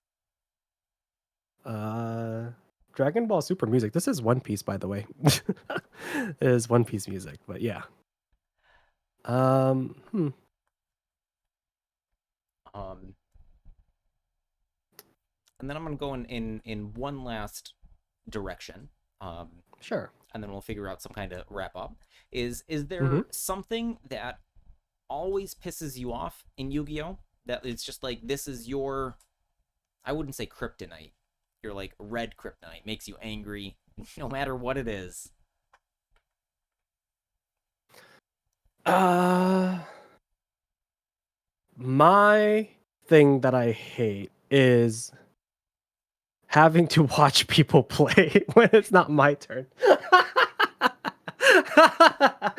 Oh God. Yeah. There in the I think is so when I stopped doing competitive stuff, I just like didn't touch the game um for a long time. Maybe like 3-4 months of me just like ignoring Master Duel in general. Just because like I came to a point where I was just thinking like what am I a bit off topic. I was like what am I doing with my life? And I just got into like this existential like crisis of like am I really spending a lot of my day watching people do their combos having fun as I do nothing? And that just turned me off of the game for like a couple months. Just because I felt like I should be doing something else with that time, if that makes sense.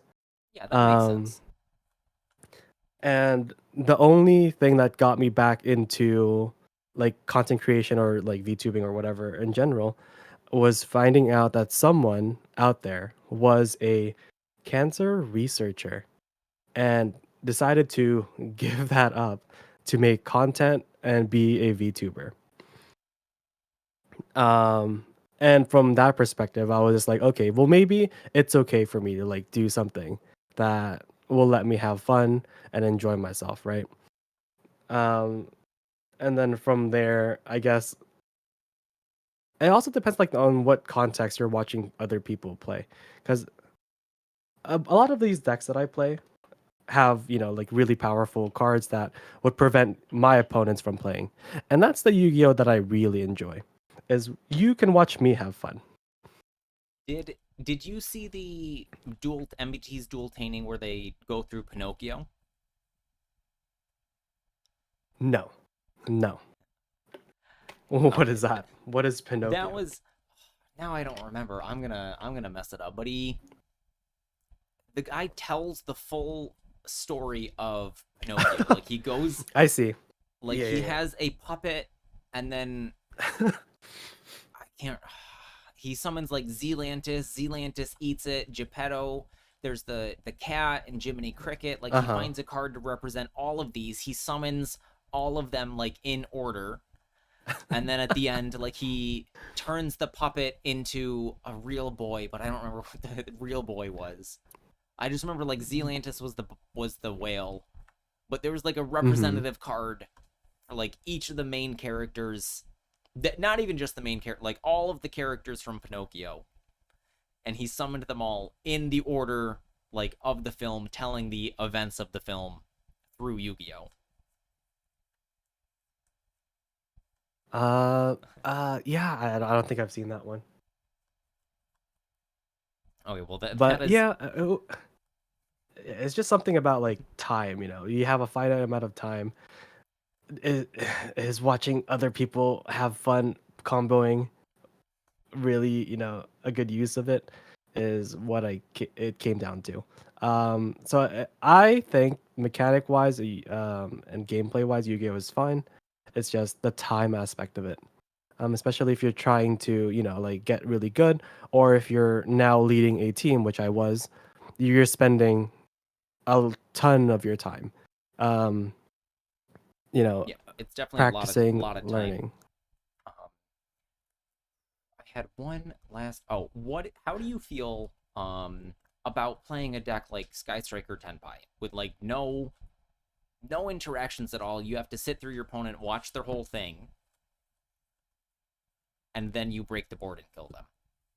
Because I think I saw that was like in your deck's page. Mm-hmm. That I mean, it's fine because then I did that exactly for the March DC when I wasn't really playing Master Duel, and I was like, oh, let me just get these gems really quick.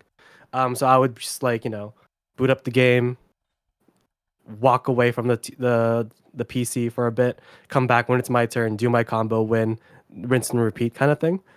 So that I didn't really mind. So I think there's like um, what is it? I really don't mind playing decks like that. Okay, because that sounds like it's at odds with what you said that you have to watch your opponent. But again, I see that it is actually the same. So you don't so something like Sky Striker Tenpai doesn't have to interact at all. You let them Hmm. combo completely checked out, and then you check in when it's your turn. Yeah, because I And mean then it just depends, right? Like if I'm playing a deck that has interactions for their turn, then I have to be physically there and yeah, so a watch deck for with like when it's 20 my hand turn to traps or you. whatever, you have to pay attention to what's going on. Yeah. So if you just like let me go first and do my thing going first and lock you out from the game, great, amazing for me. If you if I just let you do your thing, I walk away and I come back, and then it's my turn, then amazing for me as well. Um, okay, I don't have a wrap up, but I think it's I think it's time to wrap up. So I will like plan some kind of wrap up next time. I feel like I've learned a lot in this format. So thank you. Hmm. Um and I did think beforehand that like not exactly that I wouldn't be able to like therapize you because like being a therapist isn't my goal here either. But that I don't see specific dissonances within you. Hmm. And so all the stuff I've seen is that you do seem like in alignment with everything because you don't have any problems you're running into. Yeah. I feel like I don't really I'm not really expecting anything at this point. Like with Master Duel specifically, like I'm not trying to be like the best. I'm not trying to go to like the worlds or whatever. I'm just here to vibe and have a good time. So Yeah, your yeah. motivations are in alignment with your actions, and therefore you're arriving where you want to arrive. Yeah, so that sounds like me. Yeah. Okay, so Token the Cat redeemed a replay and then just reminded us. So they Yes, asked yes, about yes. Voiceless Voice, and I am curious. So can we watch this? Okay, yeah, yeah. Let me see. Ba, ba, ba. Copy. Ba, ba, ba, Gold ba, 2, what a ba. scrub. That's where the best duelists are. Duelist Because what? proficiency level 18. You don't even know No, anything about Master Duel. what you quickly find out playing in a lot of these like tournament leagues and all that stuff is Is that you most of the just let your testing account is decay. Yeah. no, it's Or it's done in like groups in circles. So you're if they aren't grinding to rated one unless they have the time for it. yeah, You know. because their motivation is not on Master 1, it's on winning the tournament. Mm-hmm. Exactly. Okay. All right. Let's see what this is all about. You're in bunny rank. Yonokata, I encourage you to play ranked because any games get you out of bunny rank. Win That or is true. lose, you Free literally gems. just have to finish the game.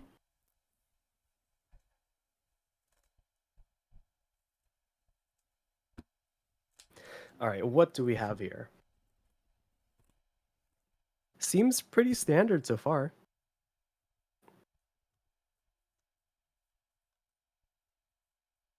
Okay, so I'm watching on a delay from Meeps' voice. So the opponent goes pre-prep, and then Meeps says pretty standard Yep. so far.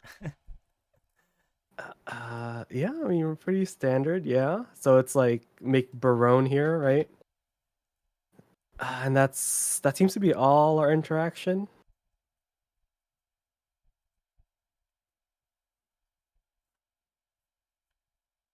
Okay, you make Stardust, and then you make the Barone.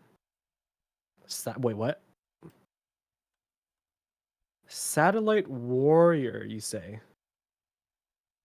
Okay, so you can destroy 2 cards when this is summoned because you have 2 synchros, sure. Okay, and then we did see them add Trias, right? Or did we not see them add it?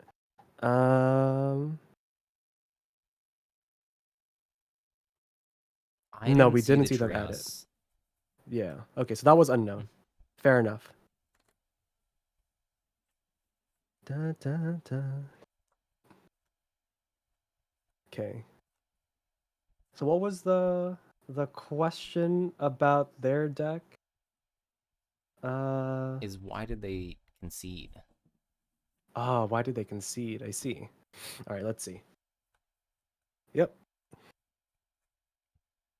So it could also be completely unrelated to the gameplay because there Yeah. was so this morning my opponent starts malicing, I activate Maxi, they don't negate, they continue playing, I'm drawing cards, my doorbell rings. Yeah. I walk away, I answer the door, I come back and I have forfeit the duel because I've taken no action. Mm-hmm. But then the game So it tells you, right? Like if you lose due to that, I yes, think. yes, but it doesn't say about your opponent, I think. I think it just says like opponent surrendered.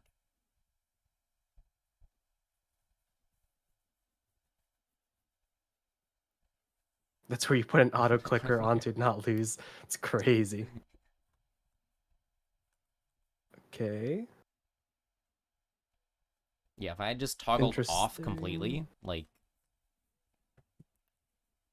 I might not have lost that game. Um,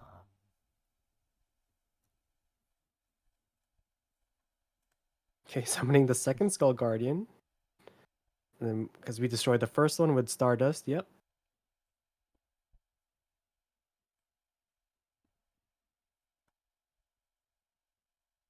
Second Suravis is interesting.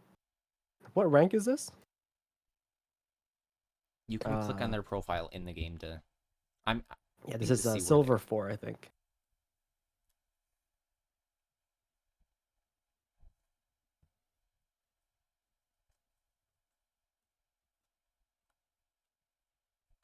Okay, so we're locked from activating special summoned monsters effects, I think. Or affect monsters effects in general. Yep, that's why we can't use our SP. Oh, I mean, it gets banished anyways. Sure.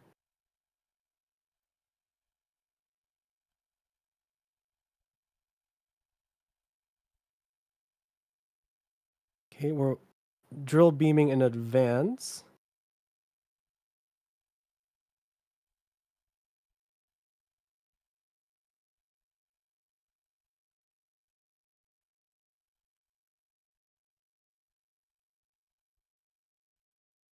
Nah, it's fine. It's all part of the learning process, you know?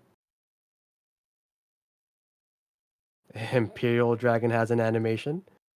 I think that's the first time I've ever seen it. Spoilers, Meeps.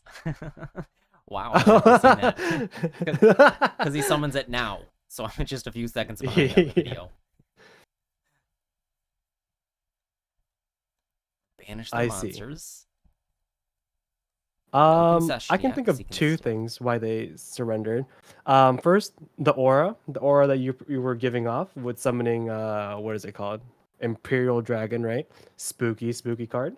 100% win rate as far as I'm concerned. I, I Um, I've only seen it win games. I've only seen it summoned a single time. I've never seen it summoned before. yep, exactly. The list, yeah. Da da da. Um, details. See your deck. Yep. So it's like all the hand like SR hand traps maybe. You have the Jewel Swarms, you have the Impulse, which gets you to the 6 and gets you to Draw a more cards. Barone.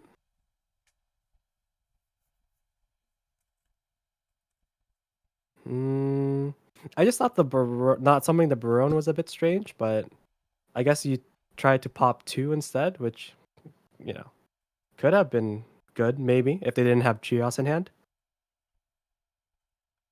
Why they surrendered though, I don't know. I think it was Aura or it down in Silver 4. It's very hard to guess motivations like this.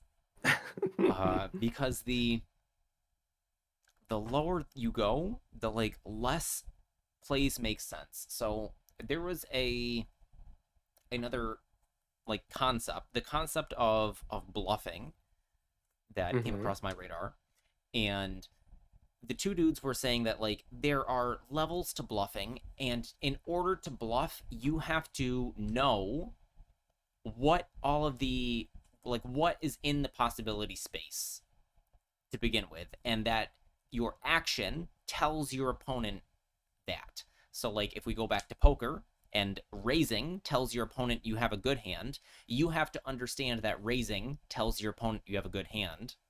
Mm-hmm. Because if you don't understand that and you are taking actions at random, that information is not bluffing and your opponent can't use that information. So sometimes things don't make sense. Uh, and the lower you go, the more things don't make sense. So I have two awesome examples of exactly this. I was dueling in platinum, and platinum, Mm-hmm. I don't, to me, is like hell because it's exactly this. It feels like players are playing completely at random. And I have a Nibiru in my hand, and my opponent is doing like Fiendsmith stuff, and he has lethal in 4 summons, and I don't scoop. And Chad is saying like scoop, and I'm like, no, he's gonna normal summon something. Trust. And Yeah. then the opponent normal summons something, and I get to Nibiru him when I should just be dead. I Yeah, I mean, sometimes you just want to like show off your deck, right?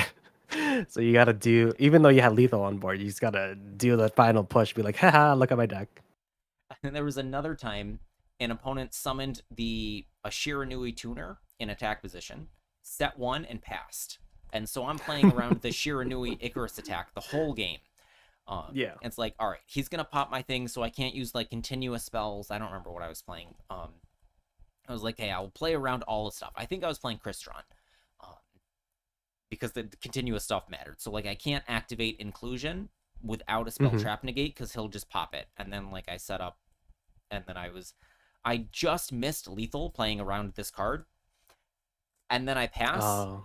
Uh-huh. and he flips over his set card, and it was Regeki. Yep. Yep. Bluff of the century.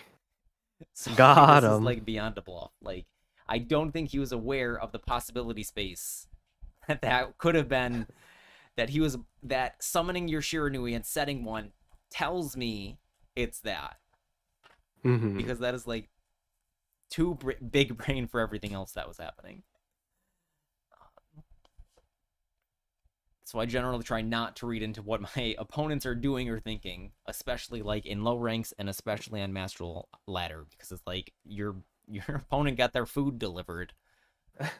Like Sometimes a free win is a free win, you know? I just take it. their mom said it's dinner time, or they got to brush their teeth.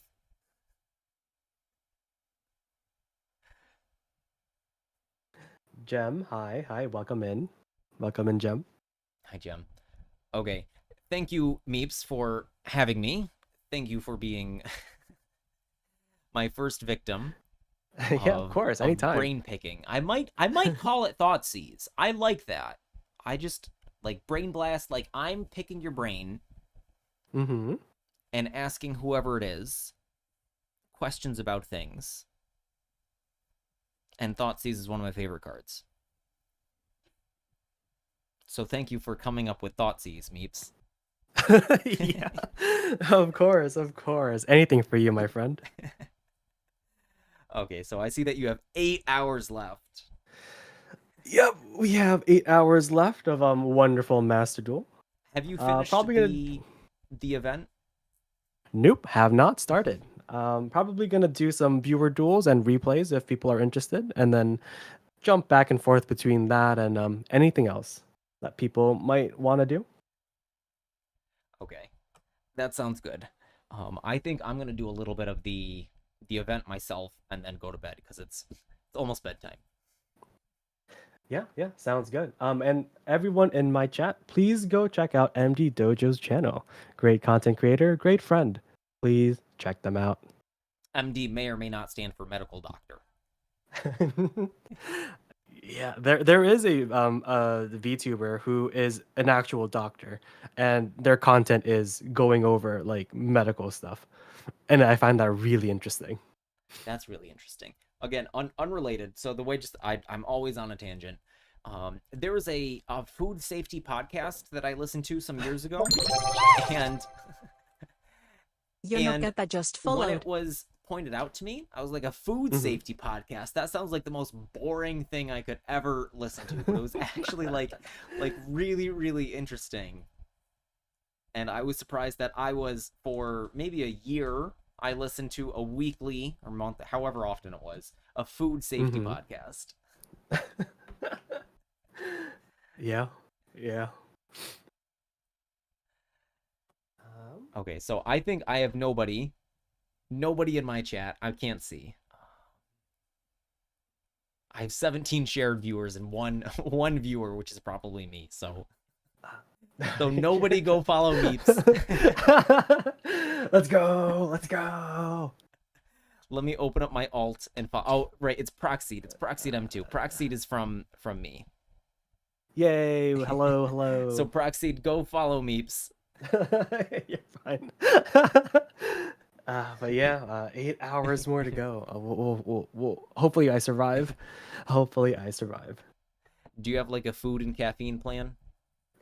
Yeah, I have sustenance lined up. It's just mostly like me trying to blow my nose and all that stuff because I'm still recovering from being ill.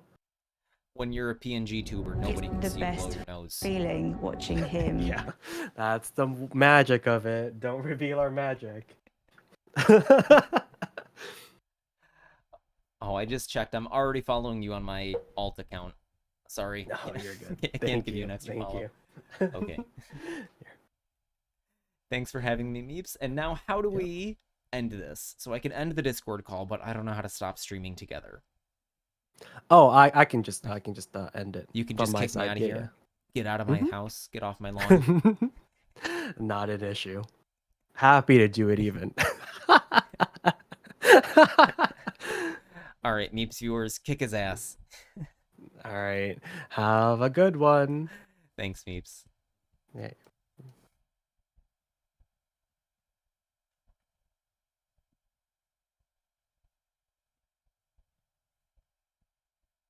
I'm still here on Meeps' stream. Okay, now I'm gone.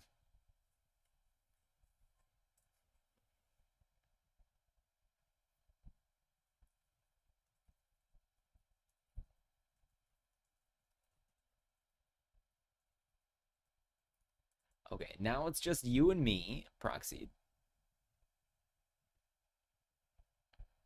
So, you followed me while I was offline. So welcome. Welcome in, Proxy. Welcome, Actual, to the dojo proper. How are you doing? I hope you enjoyed our time with Meeps.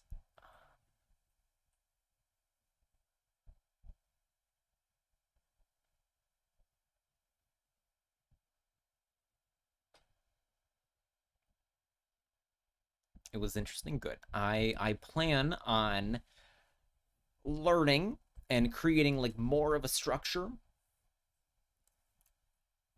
And Meeps was not a bad guest, but I think that he has all like everything that I would point out already in order. Like he's not experiencing specific dissonance. So I hope that the viewers were able to at least see how he is aligned and question themselves on what isn't.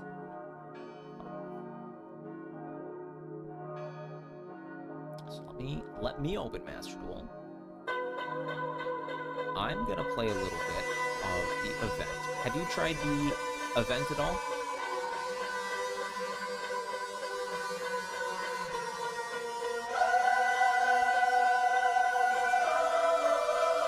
Oh, I forgot to ask, where did you even come from?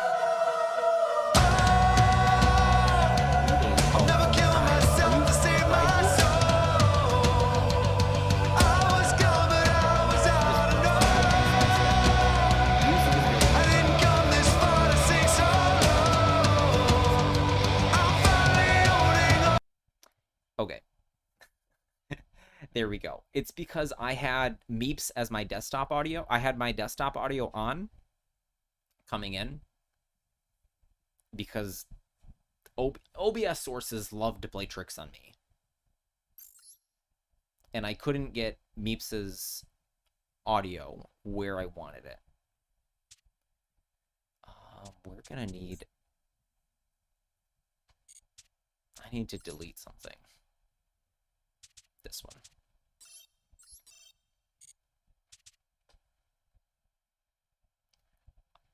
I had a list open.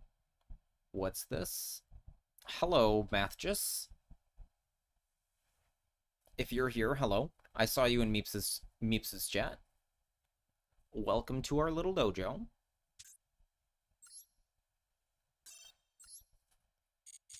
Oops.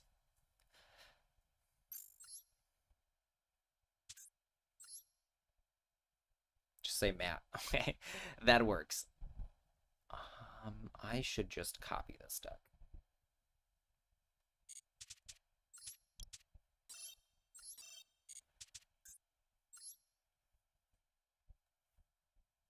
Yes, import anyways. So I hope you extracted some value.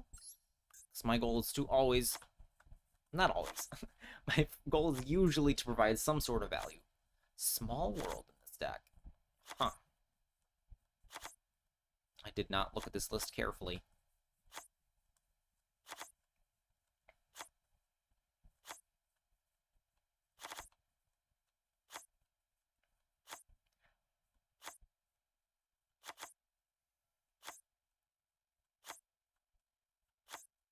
So welcome in, Matt. Are you multi-streaming, spying on me and Meeps?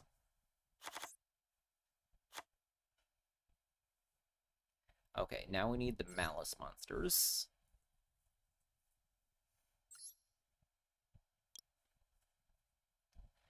We need who is legal. Why is my clicker not working?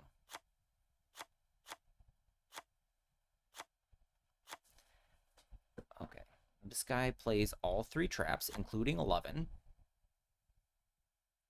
And he plays 3 Chessie. But only 40 cards, so I'm missing something. 1 mirror. I had 2 mirrors. Double binder, shoot. Double binder, double ransom. I'm out of super rare points. So we need to dismantle something. I want royals of these anyway, so I'm fine to craft more.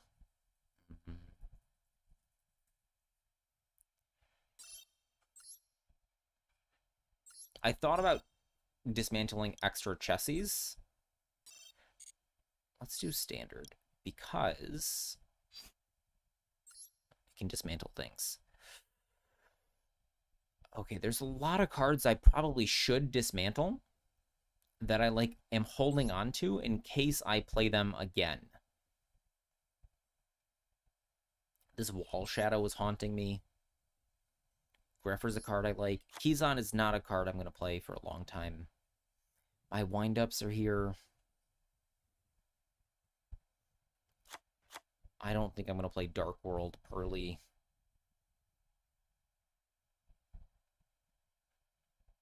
What else am I really honestly not going to play? Photons. I don't... Oh, that's enough. Okay. Royal Ransom. Royal Ransom. Royal Binder. Royal Binder. Neither. Okay, does the event give you sleeves, or do you have to provide your own? So I haven't played at all. 0 games. I played a little bit with heroes on my alt account.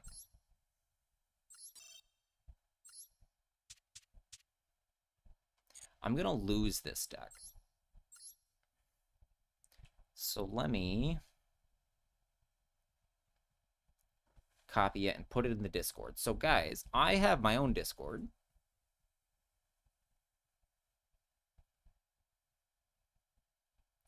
If you're not here.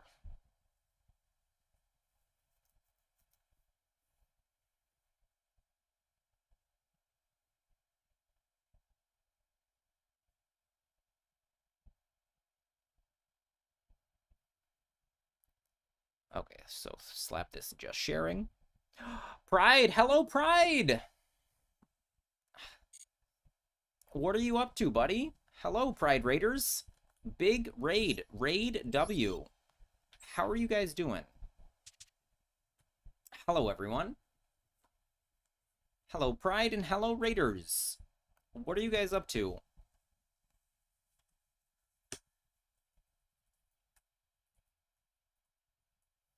So now I think 100% of my viewers know Pride. But if anybody's here that somehow is not following Pride, make sure you follow Pride. If you're a Raider that came here that isn't already following Pride, make sure you are. How was Pride stream?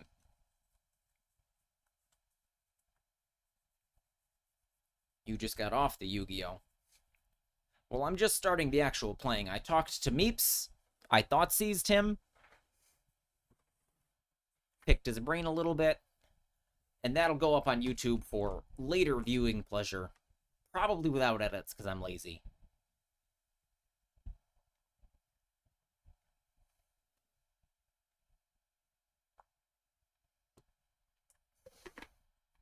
Another fun replay day. And you're not avoiding Malice and Ranked. I thought you liked Malice. I thought you were a big Malice fan.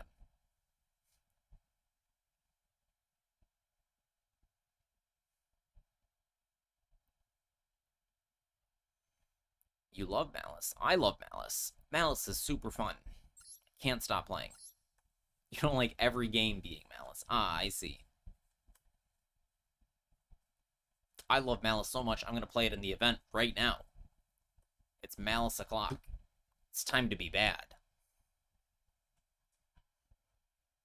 I did want to check if anyone has a better deck. 2 more decks. Sky Strikers, Terror Top. Oh, this is Zudin. Zudin is a buddy. I trust Zudin. What is this card? We need to copy this deck. You love Lancia. Very based.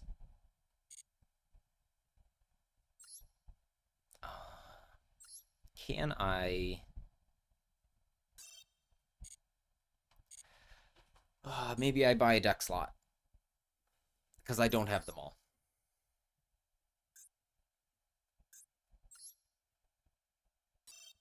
I will eventually want them all. Because I'm just, like, too lazy to keep my stuff pruned.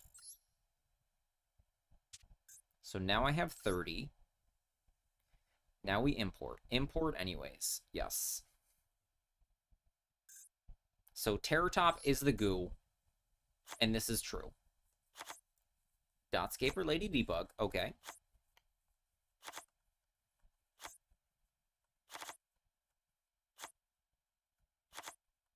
We need to read this. Oh, it's gone. Template Skipper.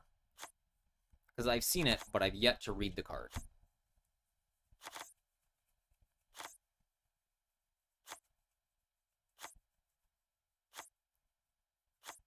Okay, is Cherubini here? There's Nibiru.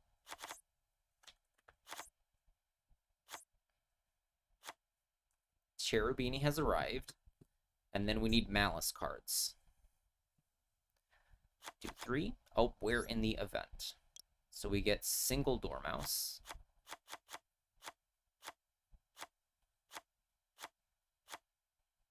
Okay, so he has cut 11. Where is it? I've now lost his deck. Nope, he plays 11. He plays 40 cards. 2 Chessie. 1 Mirror. 1 of each trap. I got 2 Mirror again? Oh my goodness, you're right. Why does this keep happening to me?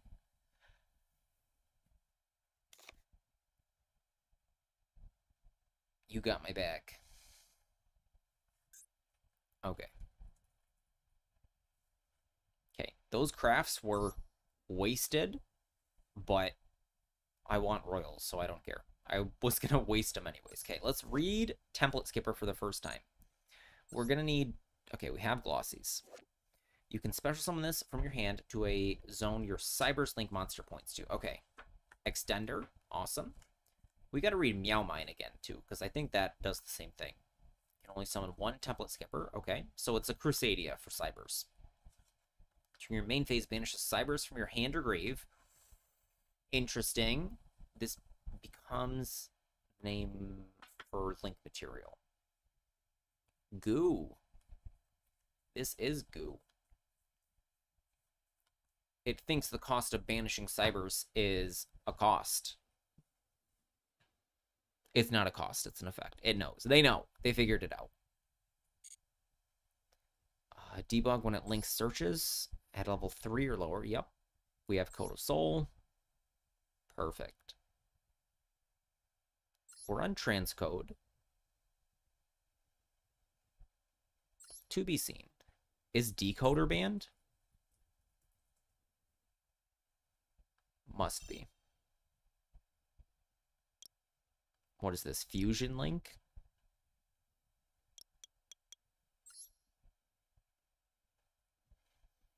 Okay, they banned Apollo, banned SP, banned Moon, and Decoder.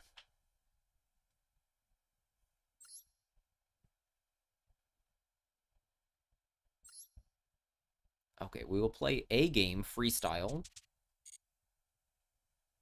and see if they give us sleeves. Or if we have to supply our own drip.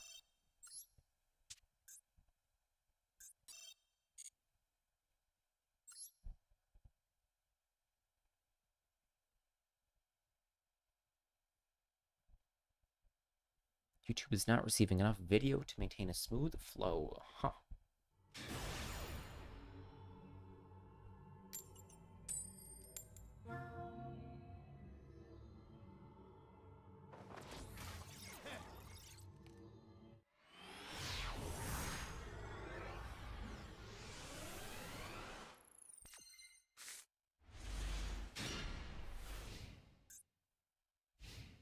Alright, this looks good. This looks like just a regular ranked hand, except for this.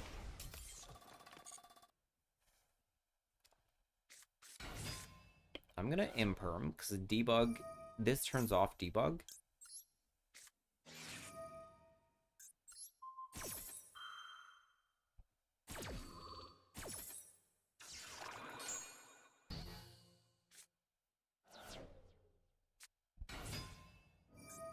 Sure thing. I think we're gonna impulse the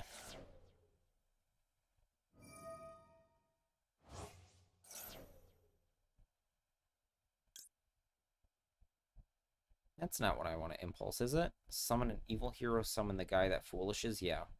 This is another foolish. It's the Nib token deck. I was playing hero on the alt. And it's often Nib token. So maybe we need to put more Nibiru's in our deck. Because they cannot play through Nib. Verte for DPE, sure. We summon Dormouse, they pop it, we called by their DPE. So maybe we summon Debug to get popped. Hello, Antonio Williams. It is going fine. We just started the event. They don't give us event sleeves, so we have to play our own. Mirror is better than Debug. This is why you play 2 Mirror. Summon. Response. Mirror. target your Verte. Goodbye, mouse. Okay, you can pop the mirror.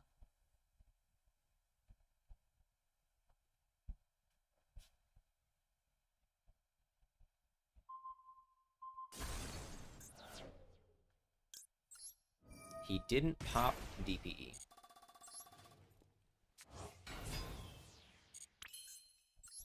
Okay, we don't have hair at all, so we have to go for rabbit here.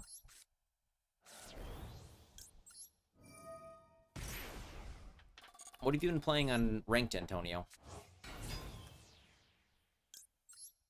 Okay, both of these have reloaded, and we only have 3 names. So, going for 7 doesn't work, so we can't get hair. So is it 11? Probably to get into Chessie. So we can go splash.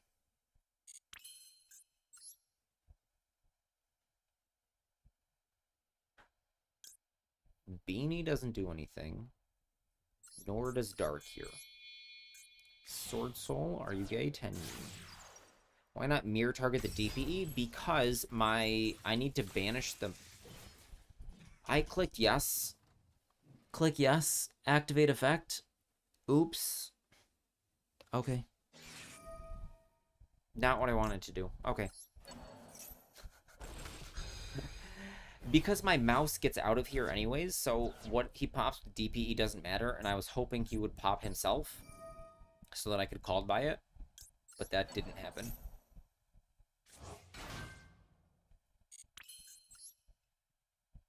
Okay, Red Ransom. I see Protect Code, and that's not another card I've read. Or that's another card I have not read. Right, we don't have Underground. Cool. That's fine. This is fine. Everything is fine. We get Ash. This is fine. This is fine. This game doesn't count. This game doesn't count. Don't remember this. We reload into Chessie, and then what? Is Access banned? No, Access is legal. Thrusters fire the rockets. The future.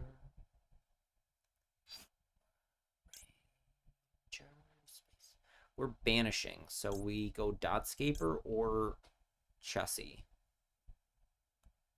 So let's go Chessie.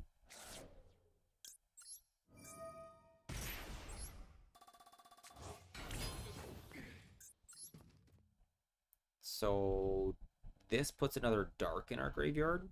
Yeah, let's go Through Link. Super Poly me right now. What do we think this is?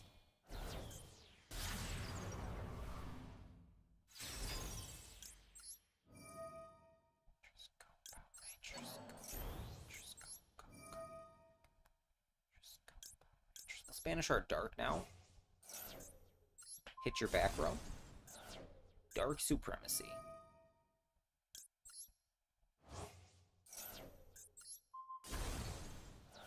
Activate it, don't care.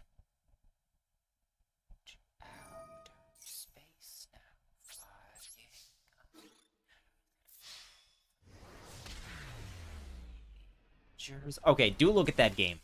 Do look at that game. Get dunked on, Heroes.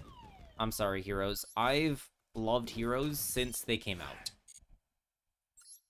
Okay, we need to put on our drip. So what do we want to be? Who are you?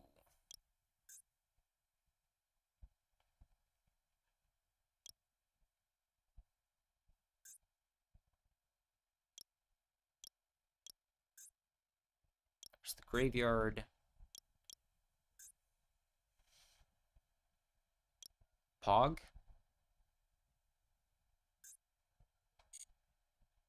Okay.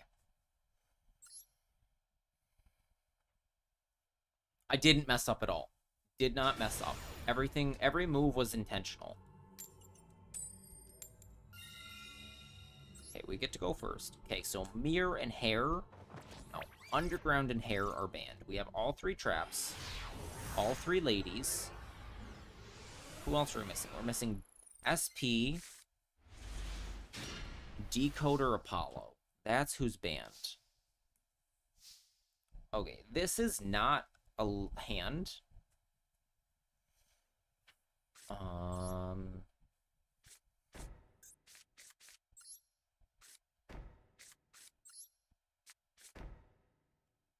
This can turn into Ling only, or Almirage.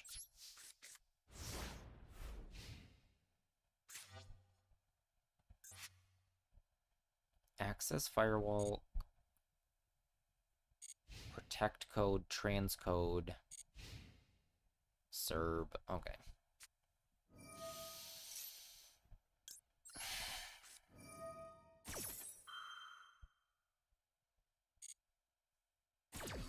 Heavy storm.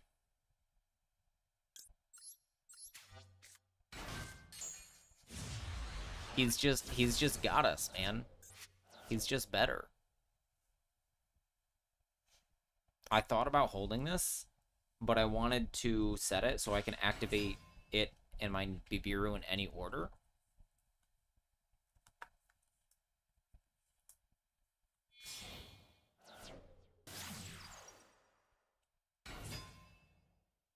Okay, Hayate.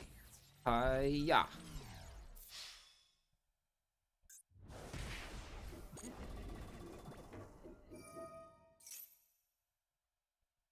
Okay, you get to dump engage. Oh yeah, I have Rabbit on the field. Maybe I should have gone Dormouse, but I didn't because Dormouse is limited.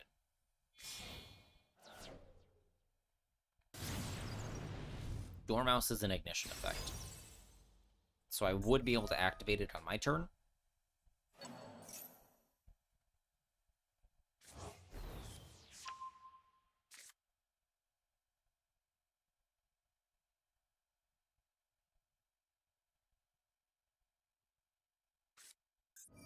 Okay, multi-roll, yep.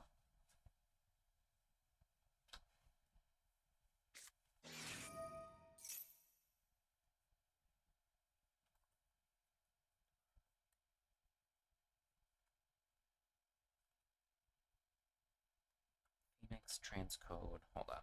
What am I missing? Cherubini here. 1, 2, 3, 4, 5, 6, 7, 8, 9, 10, 11, 12.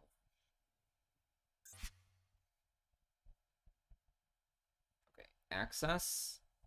Firewall. Queens. Protect code. I don't have a protect code or a heat soul printed out.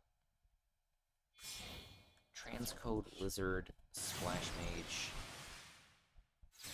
Cerberus, Beanie, Ling, Almirage. Protect code and transcode.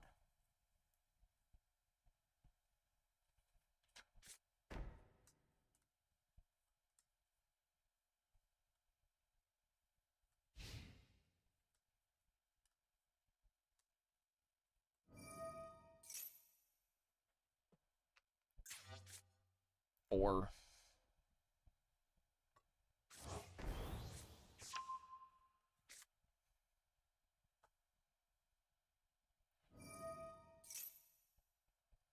okay.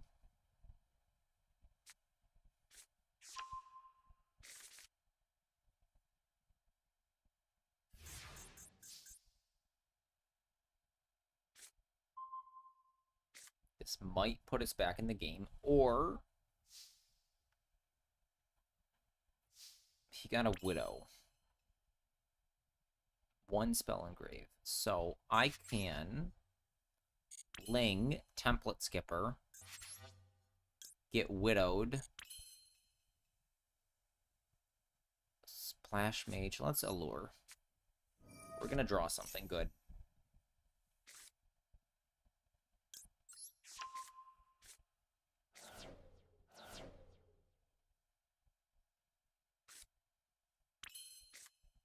Debug.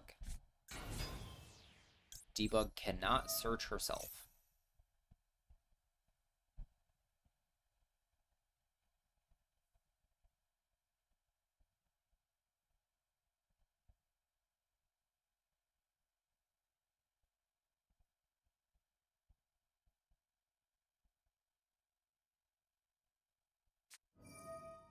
Okay, Widow's the debug. I don't even know what I was gonna get, so that's fine.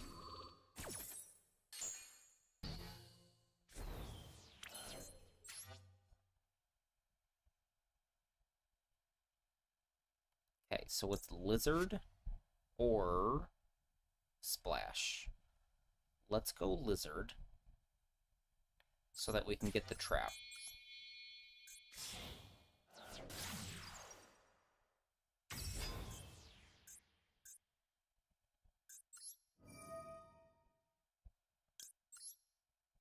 Banish the rabbit. Make your guy smaller. Rabbit will reload.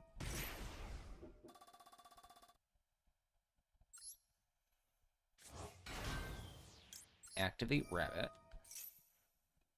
Now we can also link our other guy into Splash. So 6 here.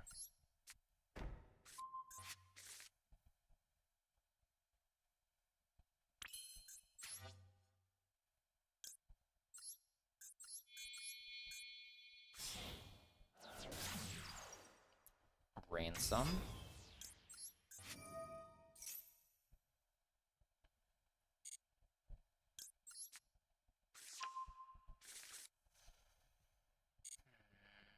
Okay. Pay cost. Reborn the rabbit. I'm late, I'm late.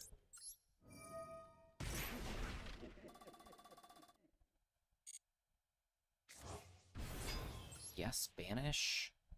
Mouse. Squeak! Summon mouse.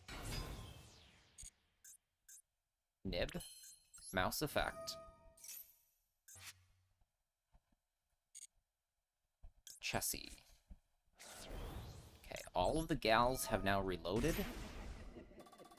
So I need to put one of them in the graveyard.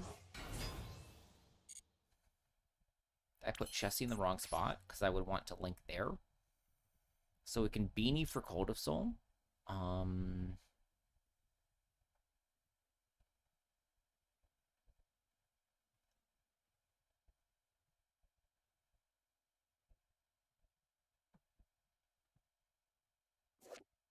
Protect Code. Oh, that's cool.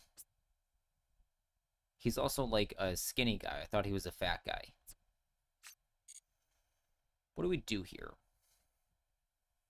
What do we do? I want to go Cryptor. Cryptor, Banish Mirror, search something. Cryptor and guy into Splash, yeah.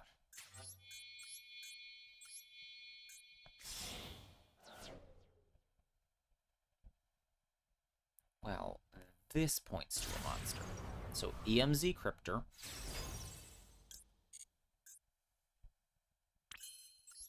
Now we'll Chessie.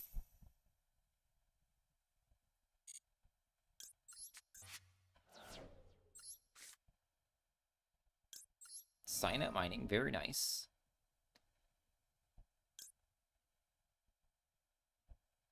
We have a rabbit.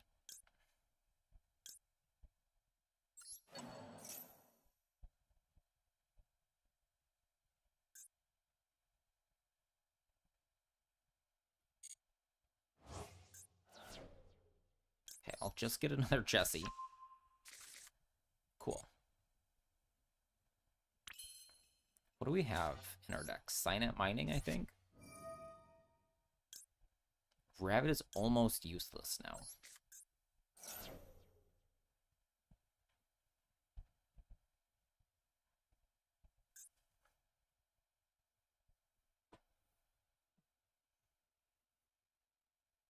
We we have Code of Soul.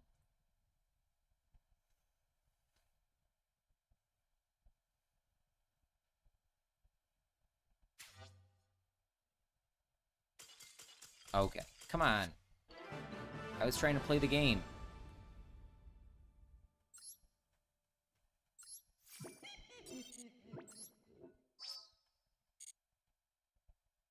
Two oh in a very long time.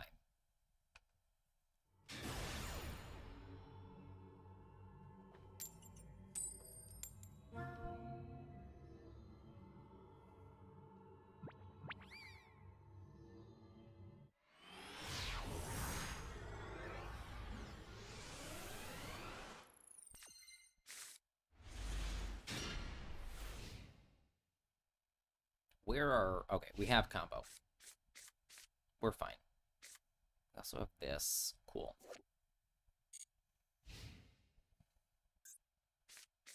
It's just like ranked.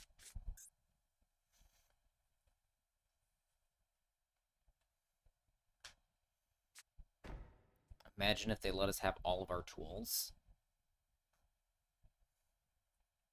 Is Sark banned? Must be.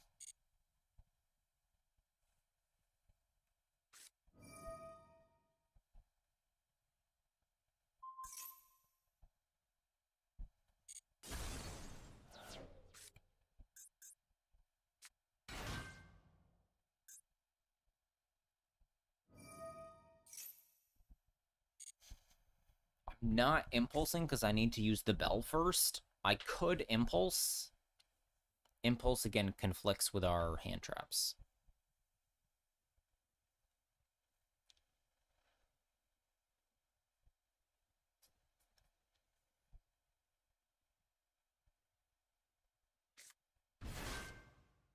Charvara, sure.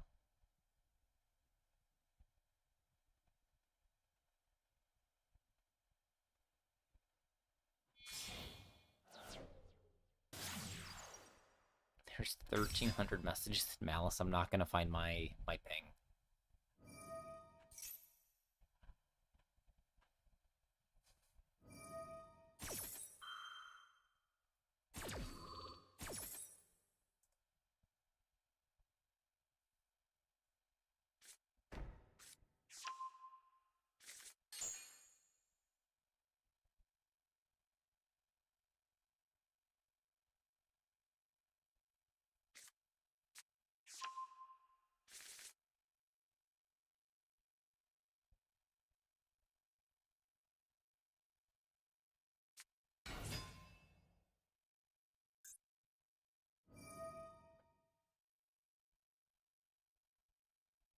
You're gonna stop right there. We will finally bell you. Oh no, bell doesn't even work. Bell isn't things touching the graveyard. It is just most things that touch the grave.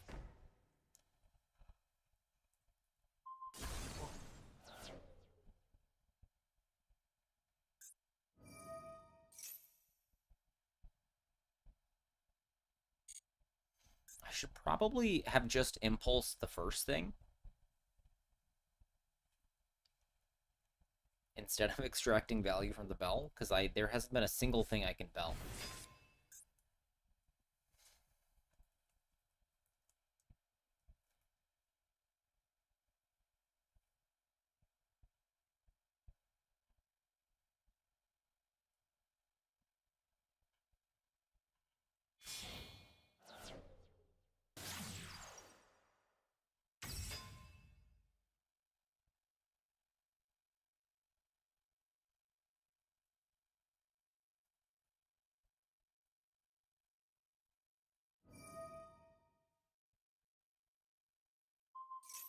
Huzzah, we can bell.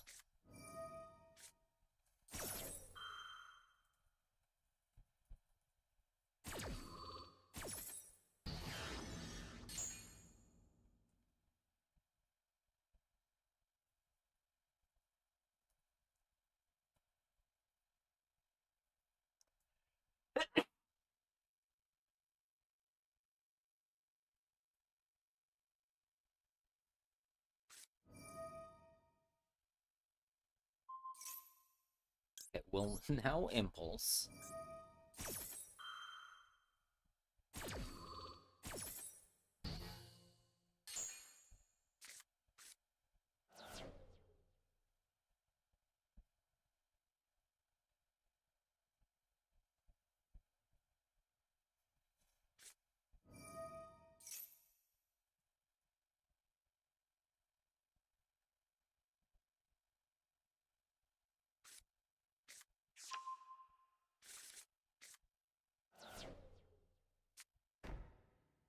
Okay, set one, pass.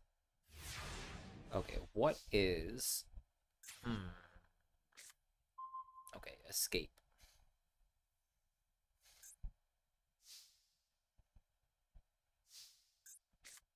He can strand the thing in our hand.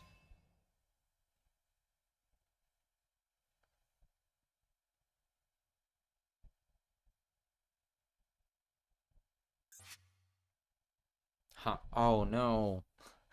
I impulsed. That's what has happened. Set one.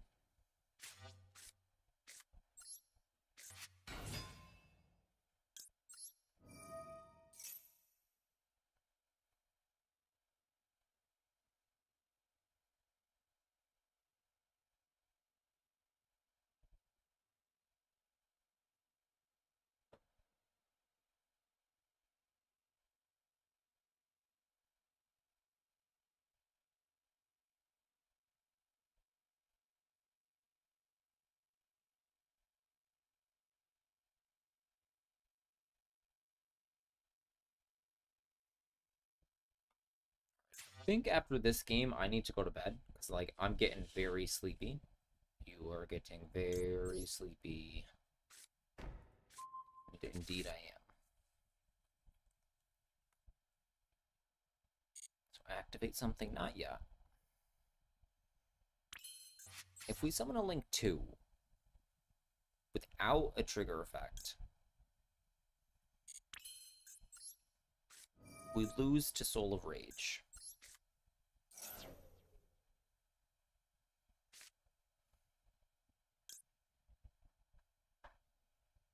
I could go one of these, but they can't activate. So I'm gonna go Mouse. Rabbit Reload.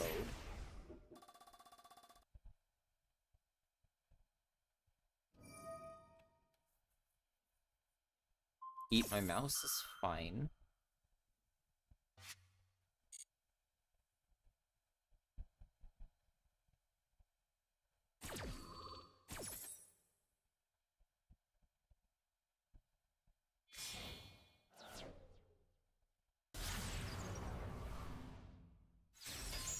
Hello, Sundry. About time.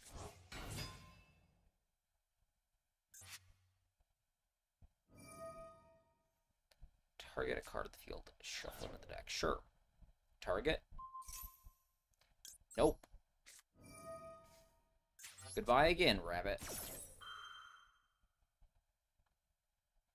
I've missed you, son. I haven't seen you since Malice release. And I was thinking we were gonna end soon, but if a true bro is here, we'll go till I pass out. 30 years.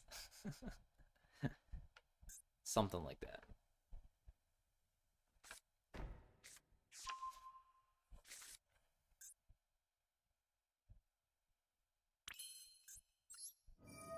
Not to dox you, but I think you're under 30.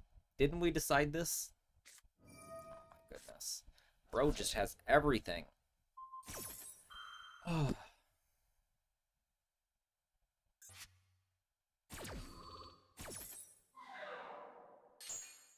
We can't lose the game. We need to stay undefeated. Where's Splash Mage? Oh, this isn't a Cybers. Frick.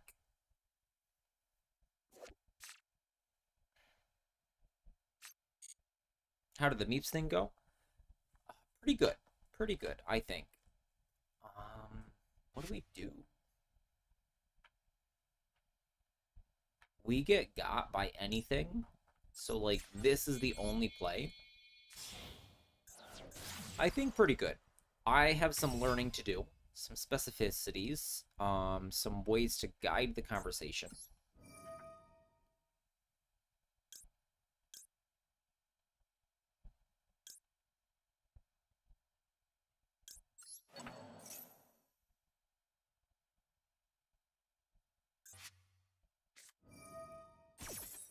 Okay. Rip. And my Link monster is not a cyber, so I can't summon Template Skipper.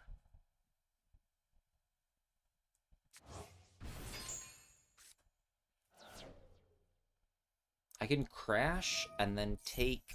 Oh my goodness. And it gets a search? Disgusting. Search of Malice. Okay, we're done. We're done.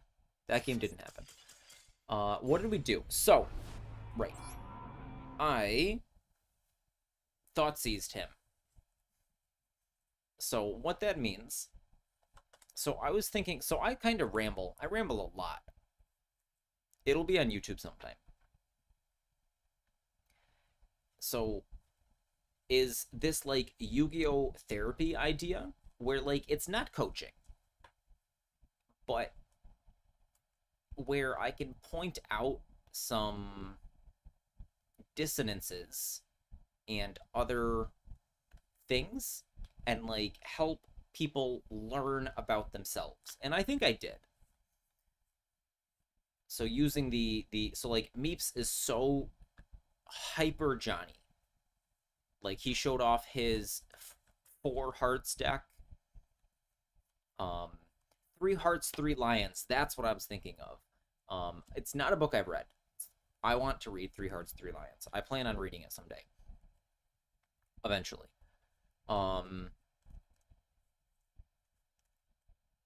But because he had the 4 hearts deck, the 4, like, Arise Heart, the Vsauce guys. He's had a deck that, like, just wants to summon those. He had a Tenyi deck that the new Tenyi guy searches for the field spell stuff. So, like, that is what excites him. Like, these types of things where he sees an interaction. He sees a Johnny interaction as, like, how can I make this tick? So he was also talking about a Ultimaya Zulkin Sub-Terror deck where the Sub-Terrors reset something every turn on both players' turns. So then Zulkin triggers all the time.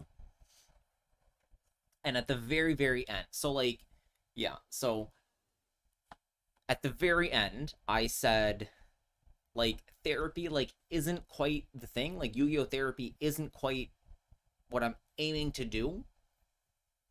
But to, like, pull out, to, like, open your eyes to something that you didn't know before.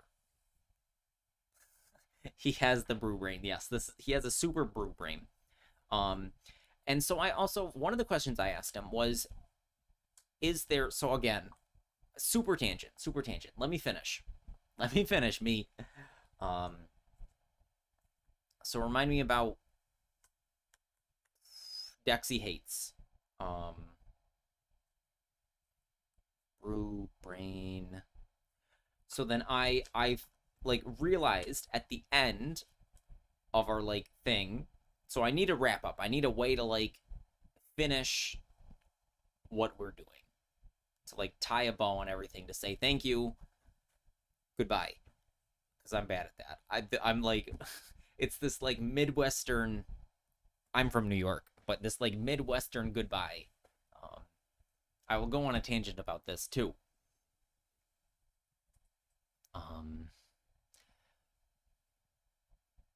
And so I decided that calling it, like, Thoughtseize, I think I want to call this series Thoughtseize. So, like, I want to Thoughtseize you and pick your brain and just, like, rummage around and do exploratory surgery on your brain, see what you have in there, what your biases are, and without a goal, it's just, like, lay bare your thoughts so that you can see them.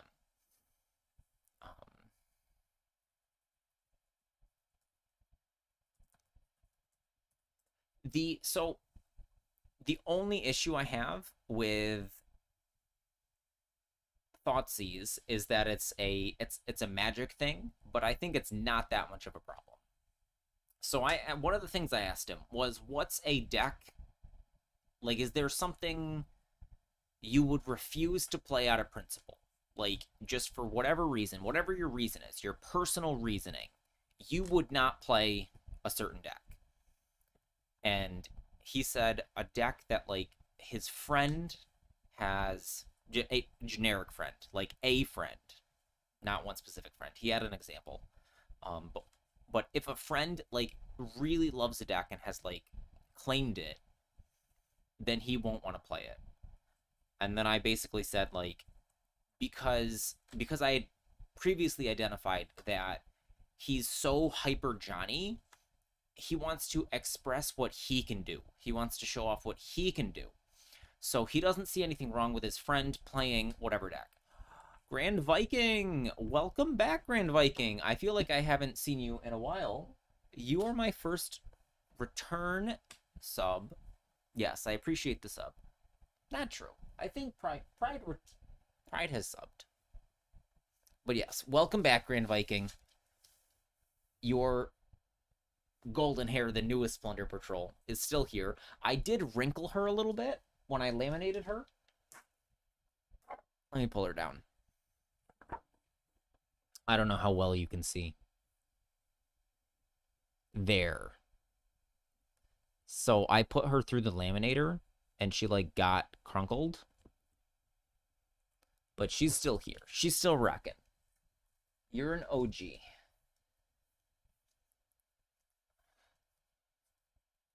Love to have you, Grand Viking. ADHD brain.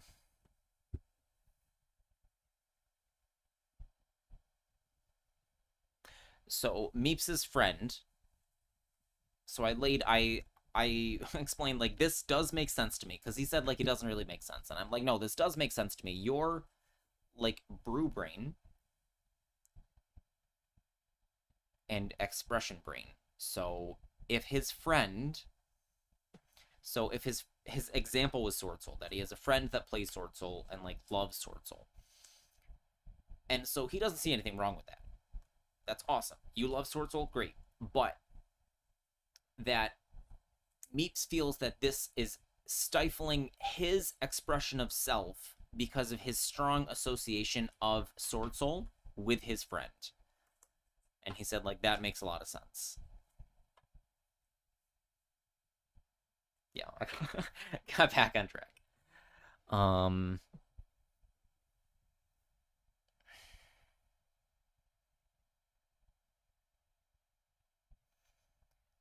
And I need to find... Now was a long time ago.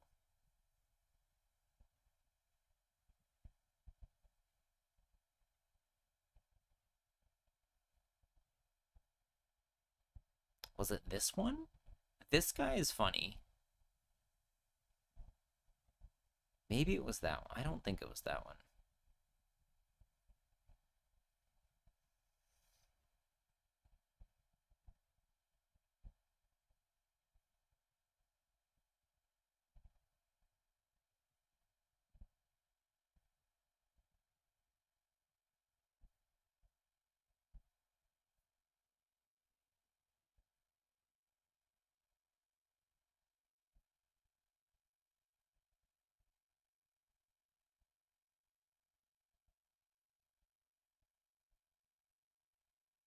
I think it was, before Eclipse?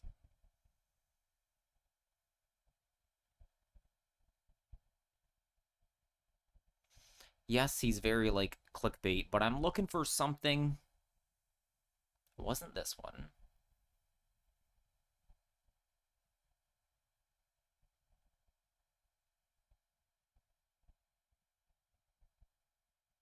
Nope, not the garage.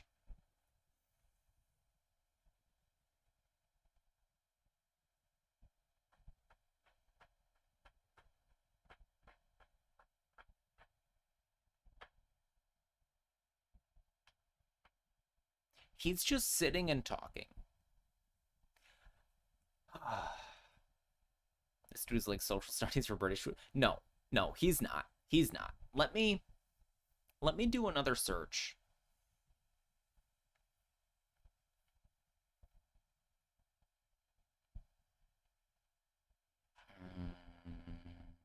Boop. He's not social studies.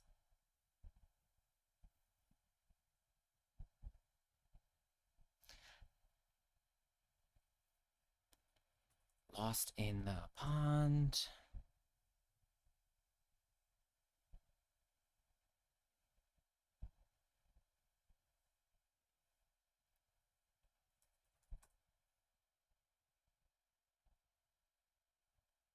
Okay, I believe it's this one. So can we...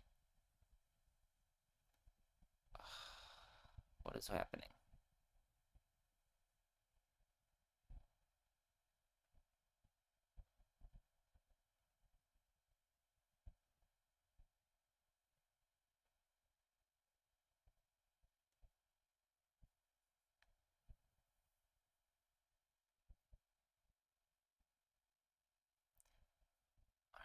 I need to turn him down in my ears.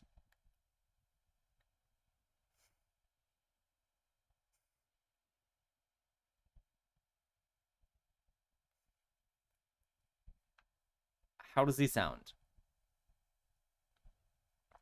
This sort of thing. Like, his shtick is he's a Brit, he married an American, and lives in America.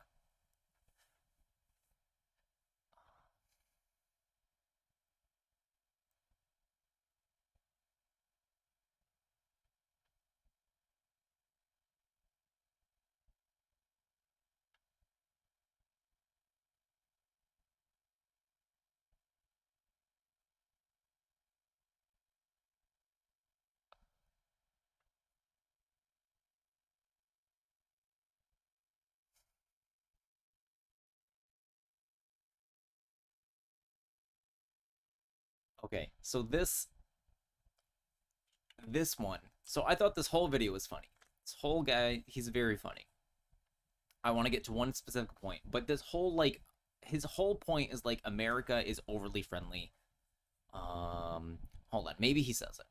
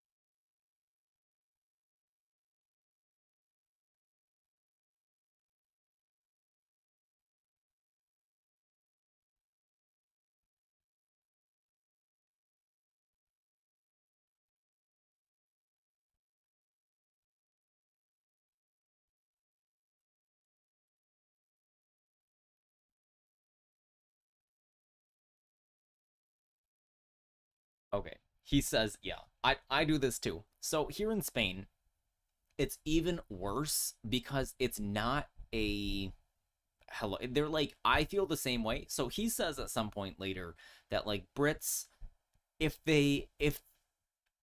England didn't have terrible weather, they would have nothing to talk about. Like, they wouldn't be able to talk to each other at all.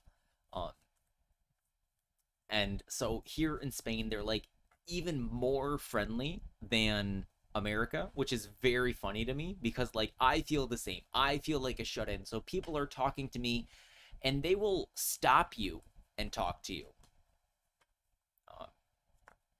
And there's people that, like, think they know me. They do the kiss thing here. Yes. That is actually only for friends. Like, you wouldn't kiss. Okay. It's really on, like, meeting somebody again. I now don't know if I do the double kiss to people when you meet them for the first time. Possibly. Now I can't think. So I have a friend here who is Catalan, but she lives in Switzerland, and they do 3 kisses. So it's 1, 2, 3. And here it's only 2, so she always tries to go for the 3rd, but it's only 2 here. Because she's, like, learned that it's 3.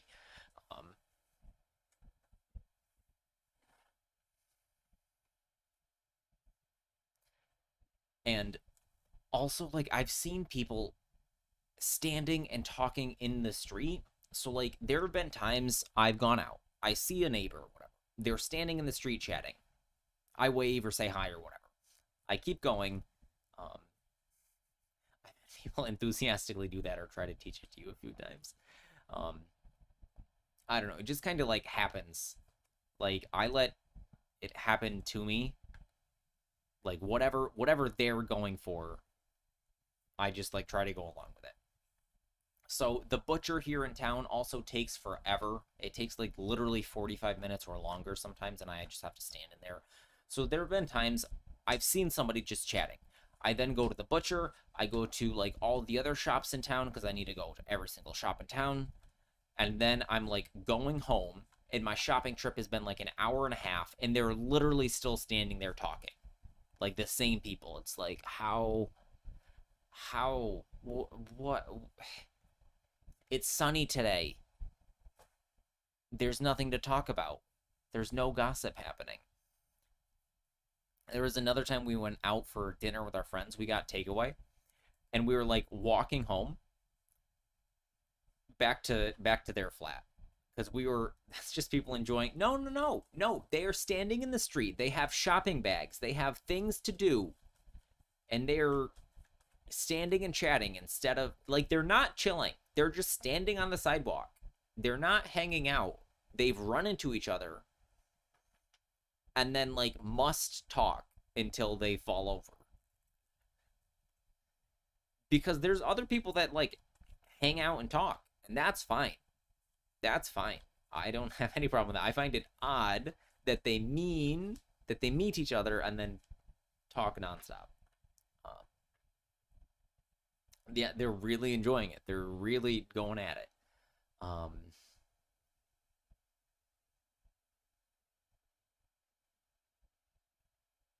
I was on this. Some people are shut-ins when they finally talk to someone they really unload. That's not the case here. They're just always chatting. They're always chatting about nothing because, like, I listen into the conversations and it's like, my son loves cheese sandwiches. I'm not even kidding. Like, that is a thing that somebody said. My son loves sandwiches with cheese on them. Like, that's what they say when I tune into them. And I'm like, is that true? Is that what I heard? That's what this deep conversation is? Sometimes good conversations are hard to come by. I don't think it's a good conversation that they're having. But again, this is, like, subjective. This is subjective. So if their cheese sandwich is a good conversation, I'm not going to stop them. I just find it very, very strange. But they're not even like that. Like, Spain has a very, very old population, and my town is very old.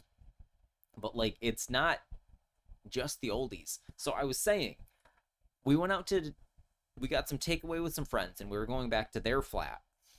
And they ran into some friends, and they literally stopped and talked for half an hour. And it's like, I found this situation specifically very rude because, like, we'd gotten hot food that we were taking to go eat. Like, for me, it's not rude at all to say, hey guys, we've got food, we're going off. Like, you can talk for a minute or whatever, say what's up. You can do your kisses. You can. I feel like there's adequate time to, like, say hi and then goodbye. Still acknowledge your friend, say what's up, and then get out of there, like, before. I don't know. This is me though. I need to go listen to what I said to Meeps about, like, motivations and stuff. Okay, so specifically, Yeah, so like chatting for like 5 minutes is really different than literally half an hour when we have hot food and people waiting. We had literal children waiting. Like, not me. I was one of the adults, but like, I don't know. Difference in motivation. All right, this one.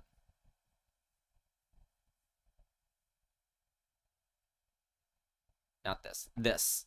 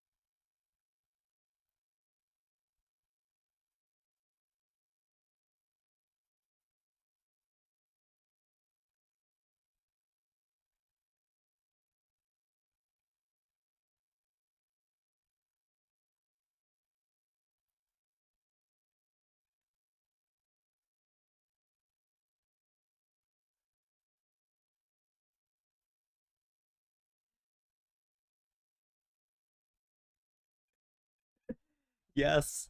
Yes. I have to telegraph when I'm leaving like an hour in advance with some people, where I get stuck for 3 more hours. Yes. And it's like, this is so true. And he says, like, well, we better get going. Like, as his, so like his father-in-law says, well, we better get going. But I definitely am an all-righter. So I'm like, all right. And then I'll like stand up or whatever. And then it's like just more conversation, because it's like, I feel weird to like end it, because like there's nothing going on. If there's not a specific reason, like we have food waiting for us or I have somewhere to be, I have a hard time ending it.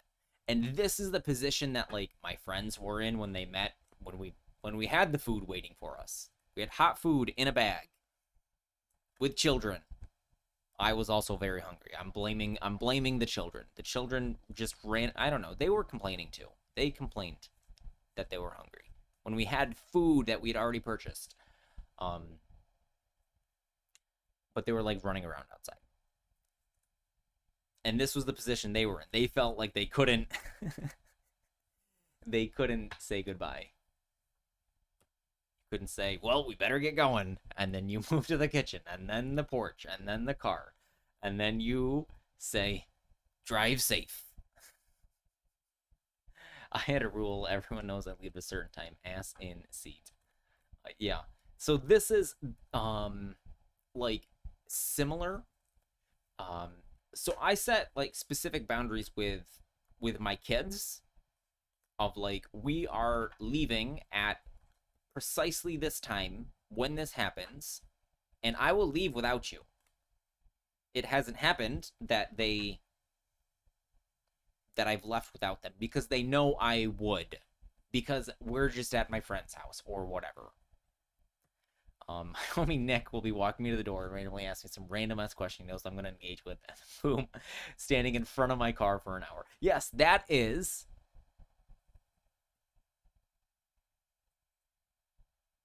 this.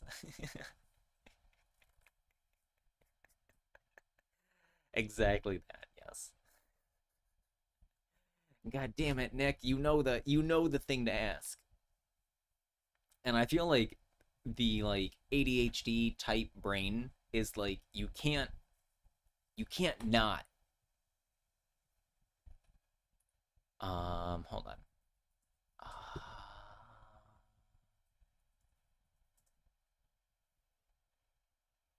Okay.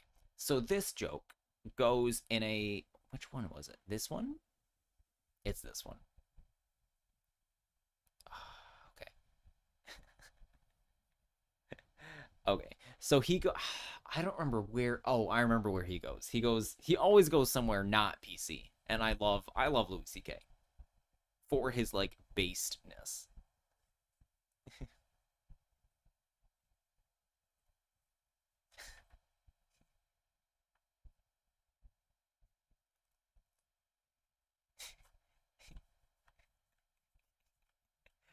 I don't know what year this is.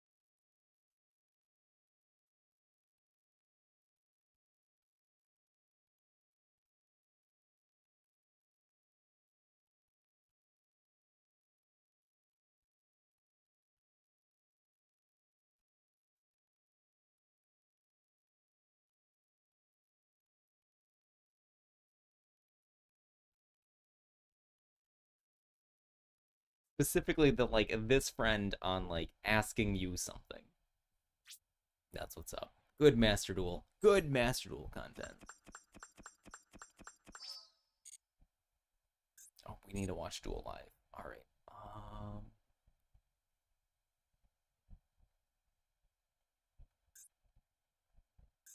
right. Let me turn down the music and then put it back on.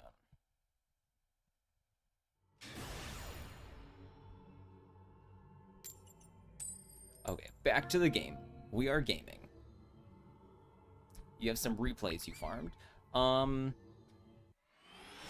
It is not time for replays with Dojo. What kind of replays are they? Are they like... Because they will... This sounds like something that belongs in the replay section, because I'm not going to find it out of this video.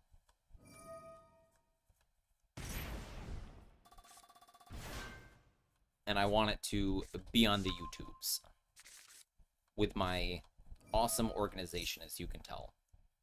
Exodia is legal.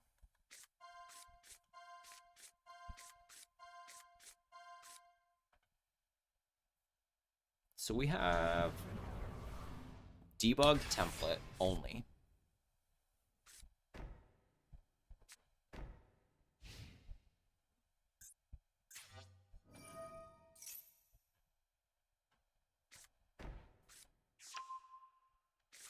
You had someone rock me and then I rocked them back. Okay, thanks, 6. Okay, this hand is terrible. Cardo Effecto. I want to get hair, but hair is banned.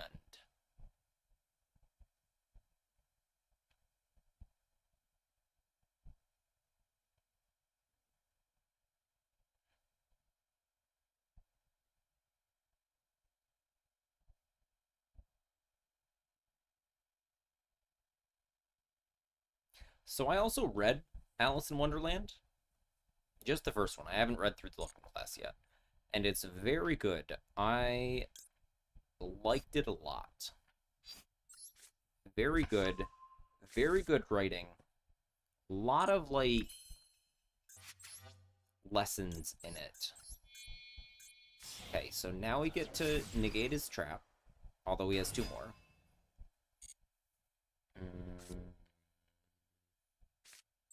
Okay. I have 3 separate games where I decked them out. You didn't save any of them? We don't have any Malice here. How am I getting to a Malice? Trying to learn my new deck. Didn't realize it was complicated. What deck is that? Oh, no.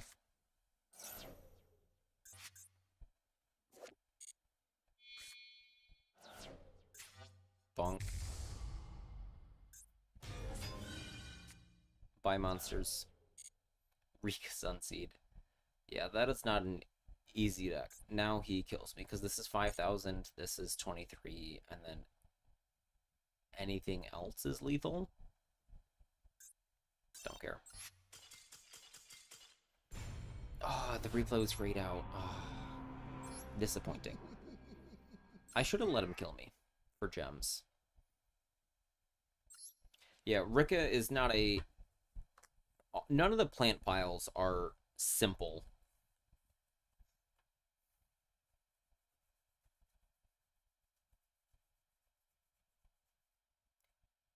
Failed?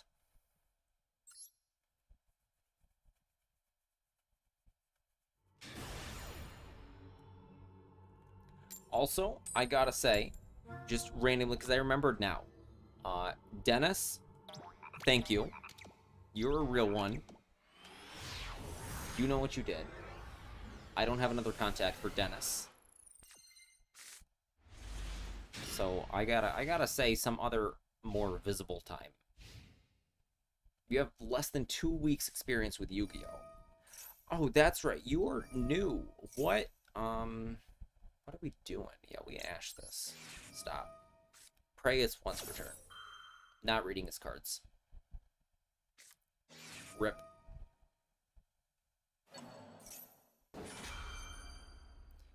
Playing this deck without the Malice cards feels really bad. I forgot to check Asark. Brand new growing plants on people. Yeah, so for actual new players, I don't know where to suggest, because there's things like Exodia Millennium and Fluenderies that are very easy to play. Like, the deck is easy to play and uncomplicated. And then there's... So this is why I like Branded as a suggestion. Yes, this is... I remember now. You started Red Dragon Archfiend.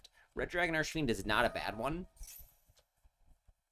Like, the complicatedness of the deck... it's not dead-ass simple. So, it could turn off people. So, like, Branded... I love Branded for new players because it ranges the entire gambit. It can be, like, literally as simple as find Branded Fusion, activate Branded Fusion, make Mirror Jade. I know there's an extra step in between. And then ride Mirror Jade to victory. Or, like, you're doing end phase combos to play around Ash Blossom. Summon Big Red Bungus too many times. It does not need to perform equations every time you load into the game.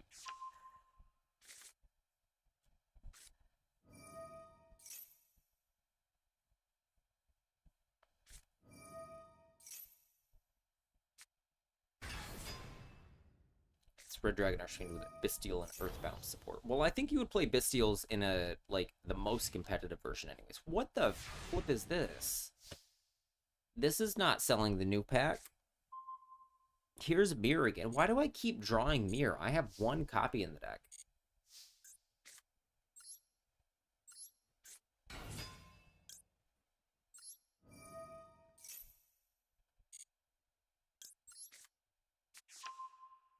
I wish I could just rank 3 Exciton.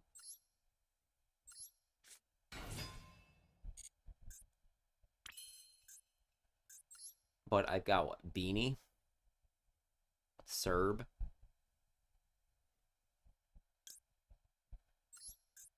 I don't think I can win. I don't remember what all of his interactions are, but they're a lot. What do I even do? This isn't a Cybers. I can go debug. It's full material reactor combo. True.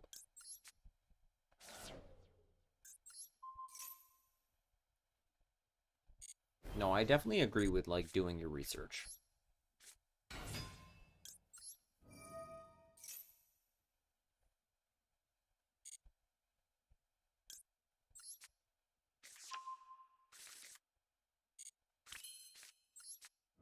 Turn Code of Soul into Link Decoder. Cry because Link Decoder is banned. Alright, what do we do?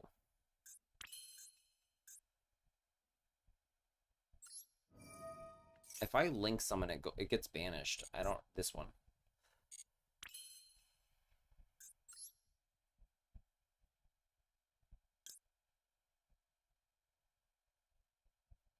Materia Reactor Tenpai. My links get banished. I think I don't care. I don't have the brain power tonight. I think I'm done. I'm not doing this. I'm not playing a bad event deck. Let us look at Master Duel meta. Let's get out of this. I need those 5 gems.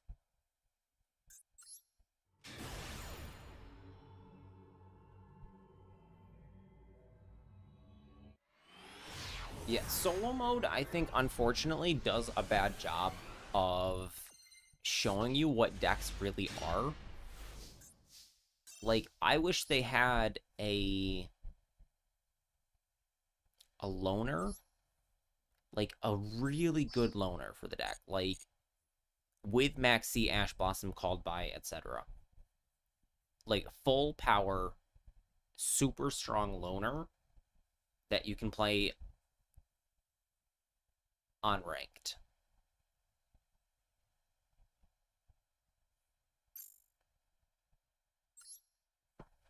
So that you can, like, see what... Not just ranked. In dual rooms, in... casual format. Like, I wish you could play loners in all formats.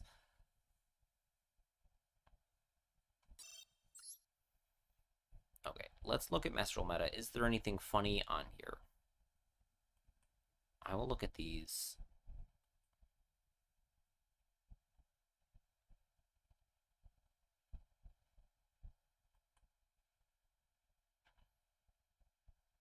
Yeah, plants are not a deck that I'm particularly interested in learning because they don't look like the juice is worth the squeeze. Okay, Tenyi, Gimmick Puppet, Mimis. Okay. Here they are. This is Aroma. Yeah, Sunseed, Rika stuff. What did you call it? Rika Sunseed. Okay. Don't they have another archetype in here? You can always make a new account to try a different deck. Yes, but this is true. But you want to reduce barriers to trying new things, and they would have to also, like, create staples, so it's actually a lot more time than, like, should be. So, like, if they're gonna have a solo mode, like, they should have the tactical try, like, the tactical try decks for, like, Rescue Ace, I think are really good.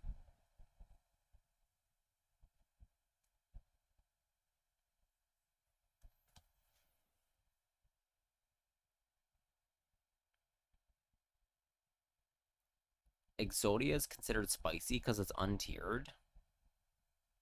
Sure. Pure Zoo. Sure. Punk. I'm interested in Punk. This is Punk Fiendsmith Millennium, which is funny. I am missing 1, 2 URs for this, but that's it.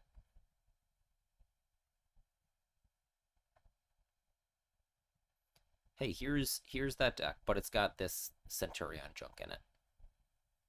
Boo, Centurion. Cash is now considered bad. Cash is...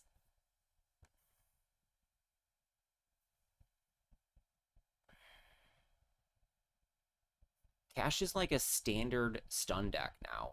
Like, it's not spicy. I understand their definition of spicy is untiered. Non-tierless decks. Pretty much always play aroma stuff. Also, I dismantled some of the aromas. Cash is not spicy. Cash is so bland. Target a face-down card on the field, send it to the graveyard. Can only use each of the following. Wake up, Maki. Reveal this in a flip monster hand, special summon both in face-down defense. This is flipped out. Targeted defense, change it to attack. Okay. Yeah, but you don't have control over it. And I think Chaos Hunter... Does Chaos Hunter have to go to the graveyard, or is it just... No, it's just discard. So it works under macro and a Rise Heart. I wanted that Kashtira deck again.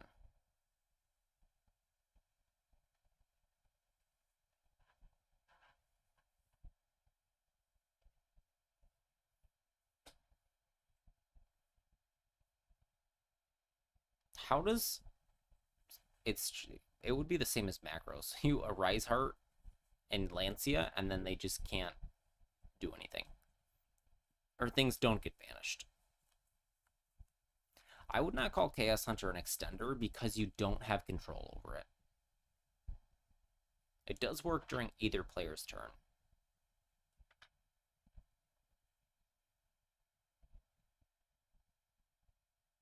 I have all these cards. 3 Link monsters.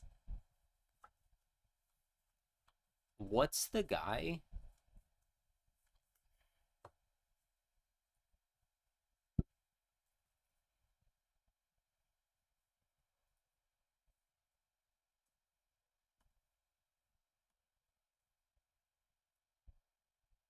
This guy. Synchro Xyz Link. Okay, never mind. Doesn't apply.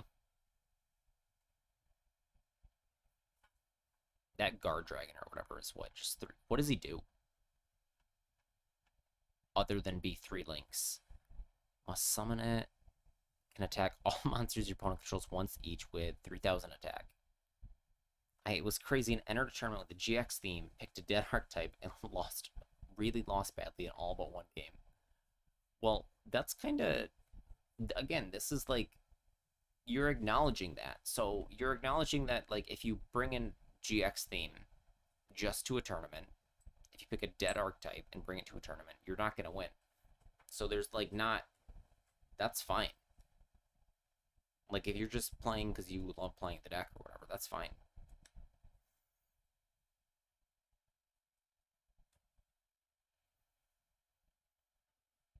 Okay, secret pack with new flowers.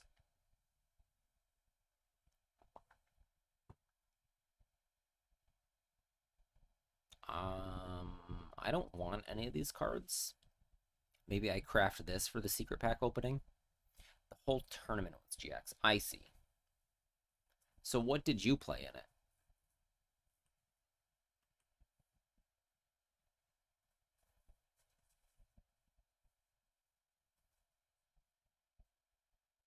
Crimson Volt is a name I recognize.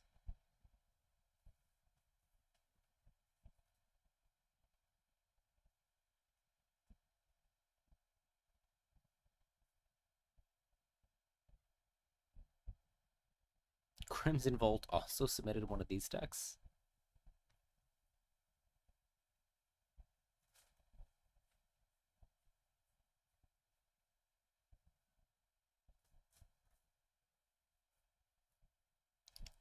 Cloudians. I see. Was Cloudians in the anime? Or is this just like a GX era deck? Is what you're playing?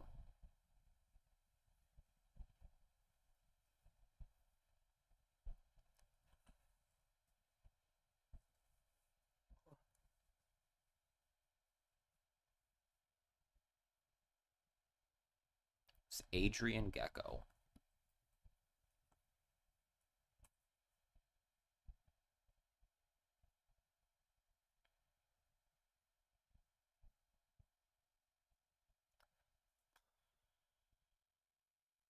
Goodness, this site is unusable.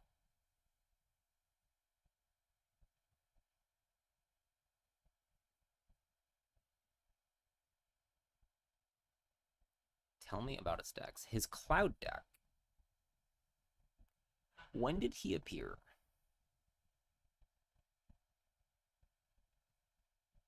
Episode 106. I don't think I ever got that far in GX.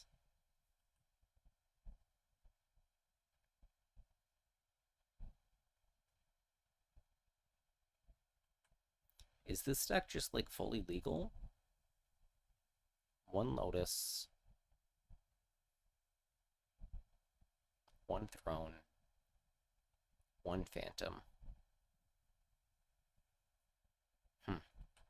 Maybe. I do love Marine Cess when I get to play it. We are an Impulse deck. This is true. Cloudians are cute. I used to play a Fishborg Blaster Cloudian deck that made Quasar. The problem is, for me, with decks I like, is they're bad. Is this the same deck, Rian? What's different? More hand traps. Fuapuru. Less of those. Same exact X. Oh no, he's got 2 Reef. 322, 332. Okay.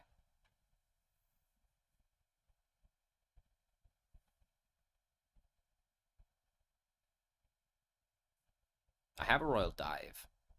Maybe we try Marine Cess, but it's not good. 3, 4, 5 non-ash. This is way more. Maybe I'll try this list. I don't know. Drawing into... If you go first and you draw into the Mulch armies, you're sad.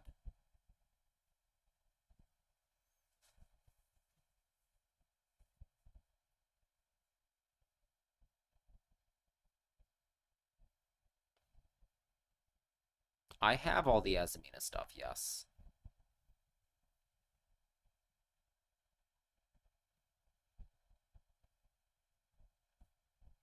I don't know. I'll put a list together. Let's reopen Master Rule then. Let's check our notification too.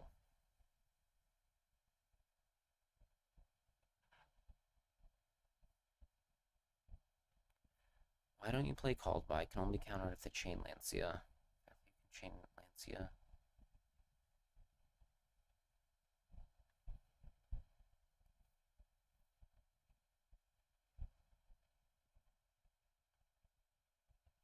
No to all of these.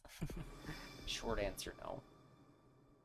I'm gonna delete some decks, put Marine Cess together, put Azamina together, and then we'll figure it out. I don't need these decks hanging around.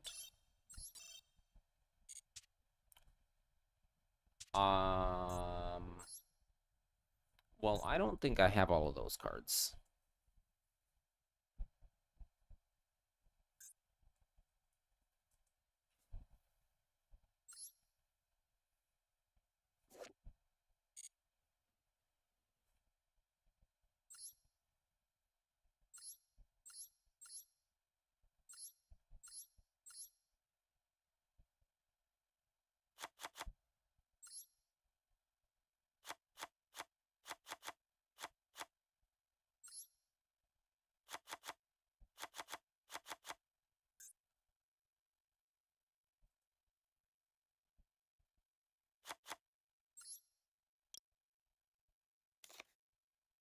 Rip.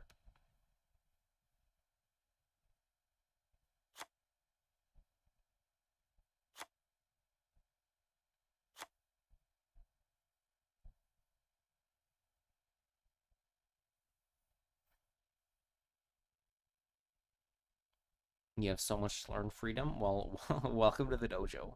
We're here to learn.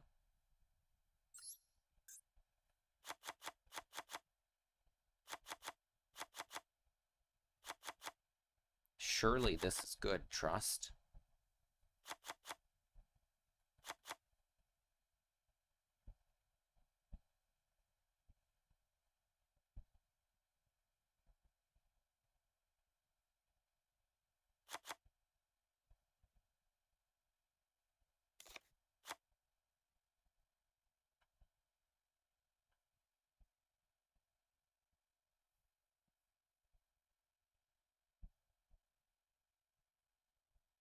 You need more Azamina spells, less hand traps. There's only debtors.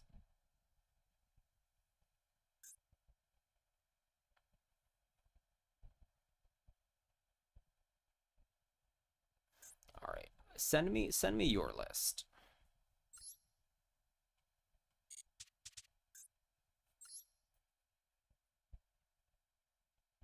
¿Dónde está?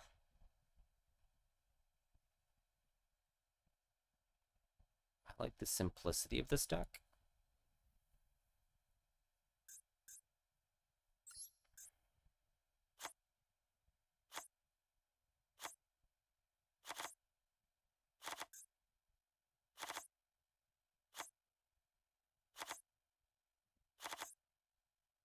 Right into all the Monarch Destiny Hero now. Tuffy. Any Cyber Dragons?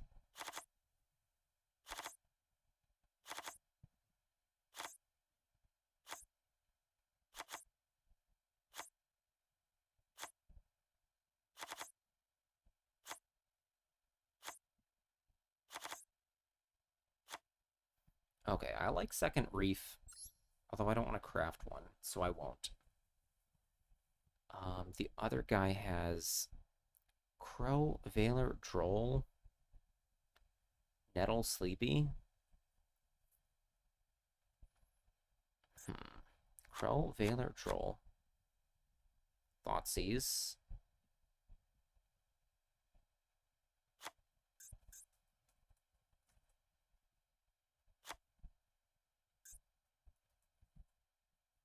Oh yeah, Ancient Gears would clean up. You're right. Sleepy.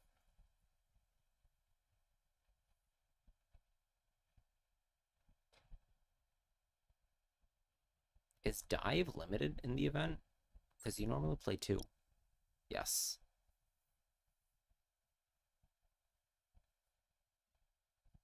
Alright, so I don't want to play Puru. I want to play other hand traps. And then what did we add? I did one of this. Sleepy. Only 2 Pask, okay. We do have this guy.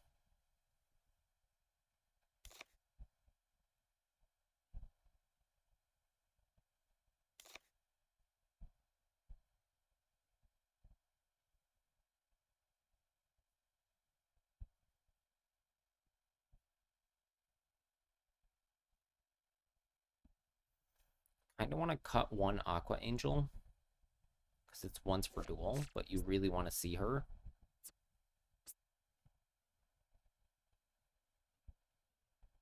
Are these like airplane flight guys?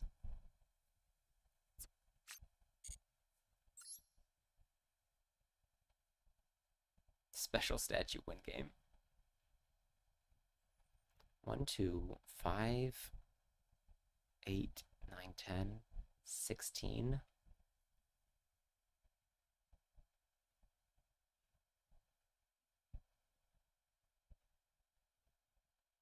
Okay.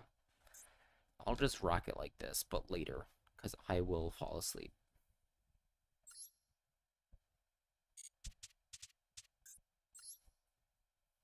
I got a surprise win against Destiny Heroes only because I stopped them from DBE. That makes sense. All right, hold on.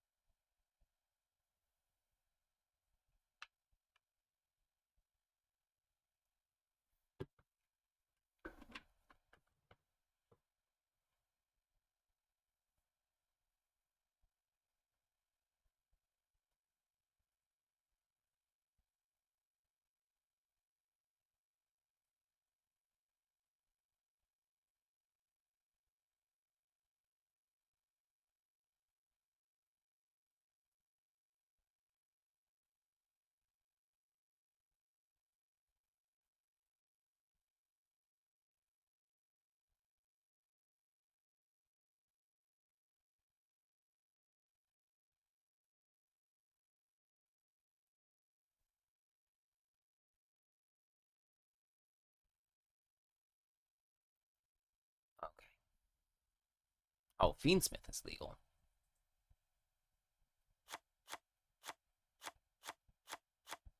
Yes, please. Kyrie? No Kyrie.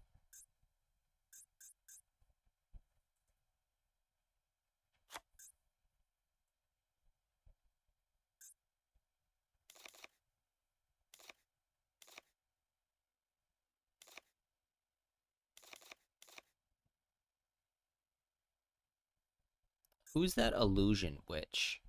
Is she Ultra? Don't tell me she's Ultra, please.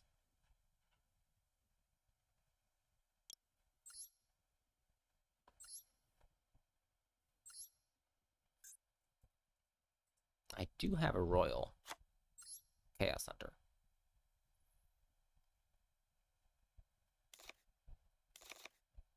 Okay, time to copy Sun's spells and traps.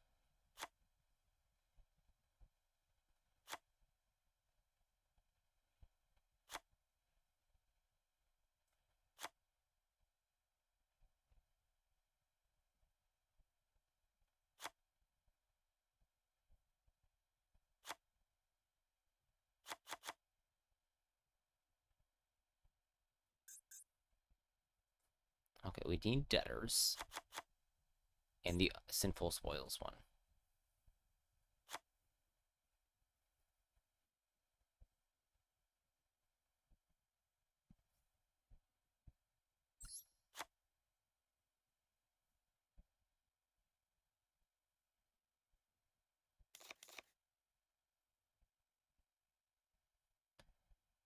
Okay, hold on. Boop, boop, boop, boop, boop. What is this trap card?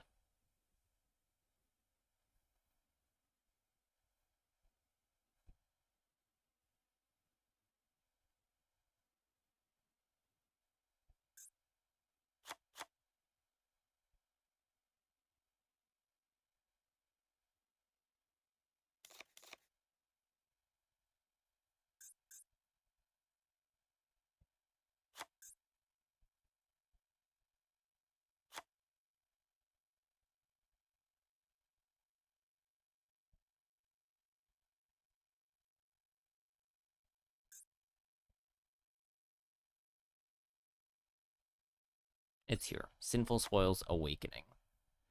Alright. So if we don't have...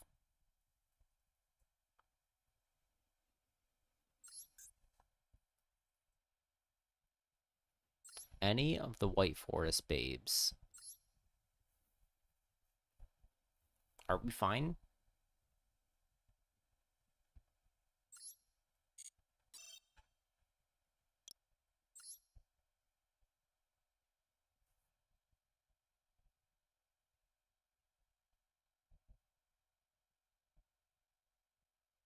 You have 3, and I'm somehow...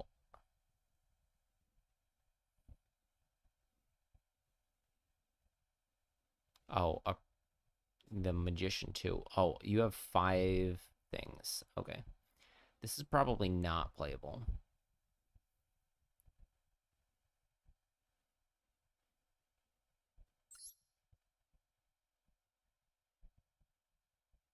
Are Fiendsmith connected to White? They're not connected, are they?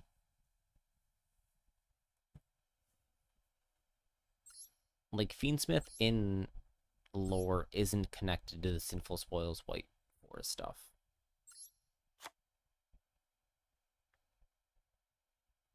And then we need to dismantle some supers. Nope. Alright, so I'll try this sometime when I'm not zonked. Because I will not be able to pilot this right now. Okay. I'm just brain dead right now.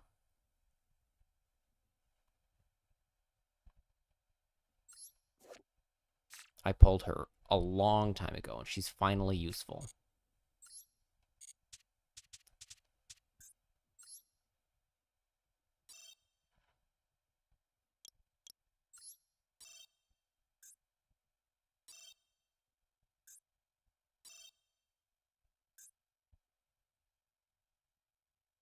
Here.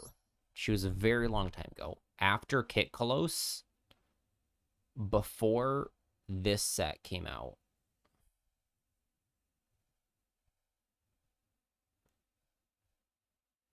I've had her for a long time.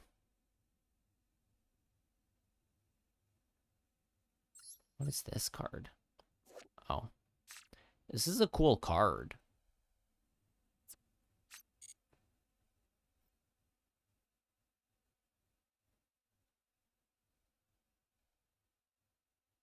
I have 2 Royal Recklesses. So let's play old formats where it's semi-limited. I also pulled this guy and was mad.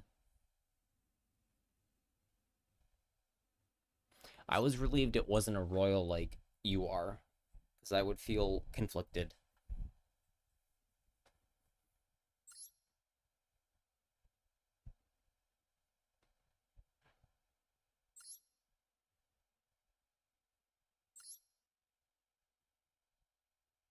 It's not even the one you use. Oof. That's upsetting.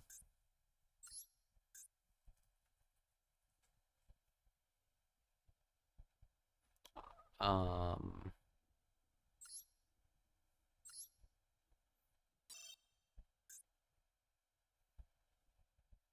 is a Disneyland card.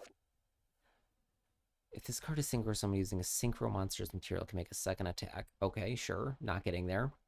So it's a battle phase card. You only use each of them when it affects battle damage. Okay, at the end of your battle phase. Oh my goodness. It's 3 battle phase effects. Wow. He's a cool looking dude.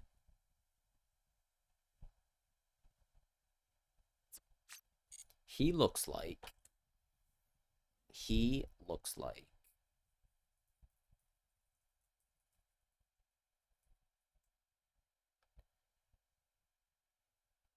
Oops.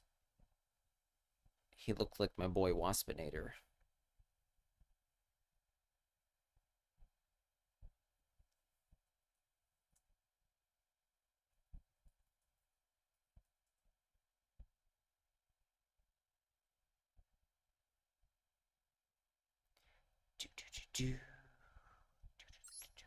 Yeah, I've seen... Okay, Sachi.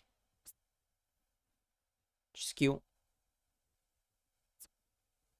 That's a lot of text. I'm not reading it this late at night. He has a lot of text.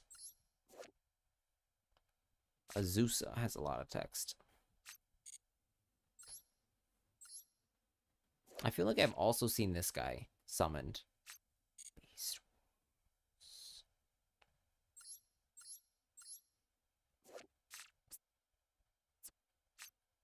Basically, it's an extra normal. It's a lot of text for an extra normal.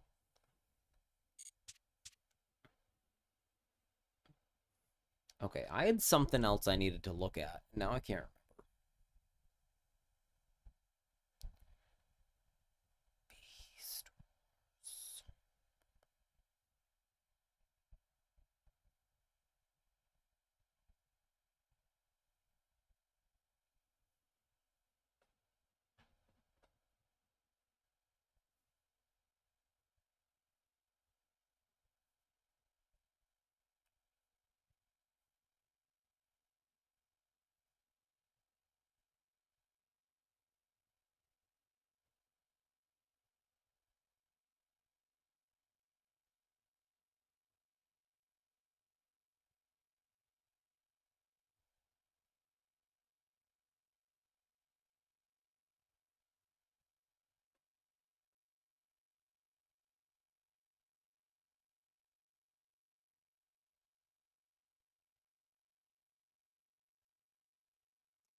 Okay. It is time to shut down. Tend to things in Discord later. I'll do them tomorrow because I need to go to bed. My motivation is not on Discord. So I think we'll send you guys to Meeps. Because we hung out with him earlier.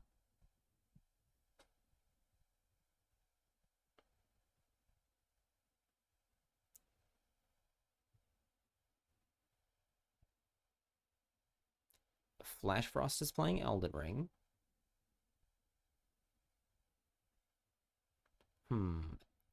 Flash or Meeps? Or... So I wanna show you guys, hold on. I'm not gonna rate him, but Going Quantum is a DJ who I like a lot. He's live right now. I like to like turn him on in the background. He's very good.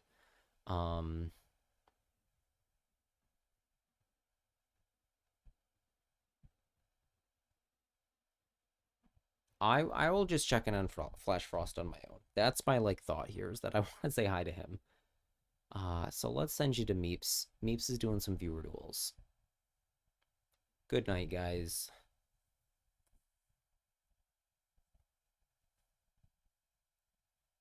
Thanks for coming by, everyone.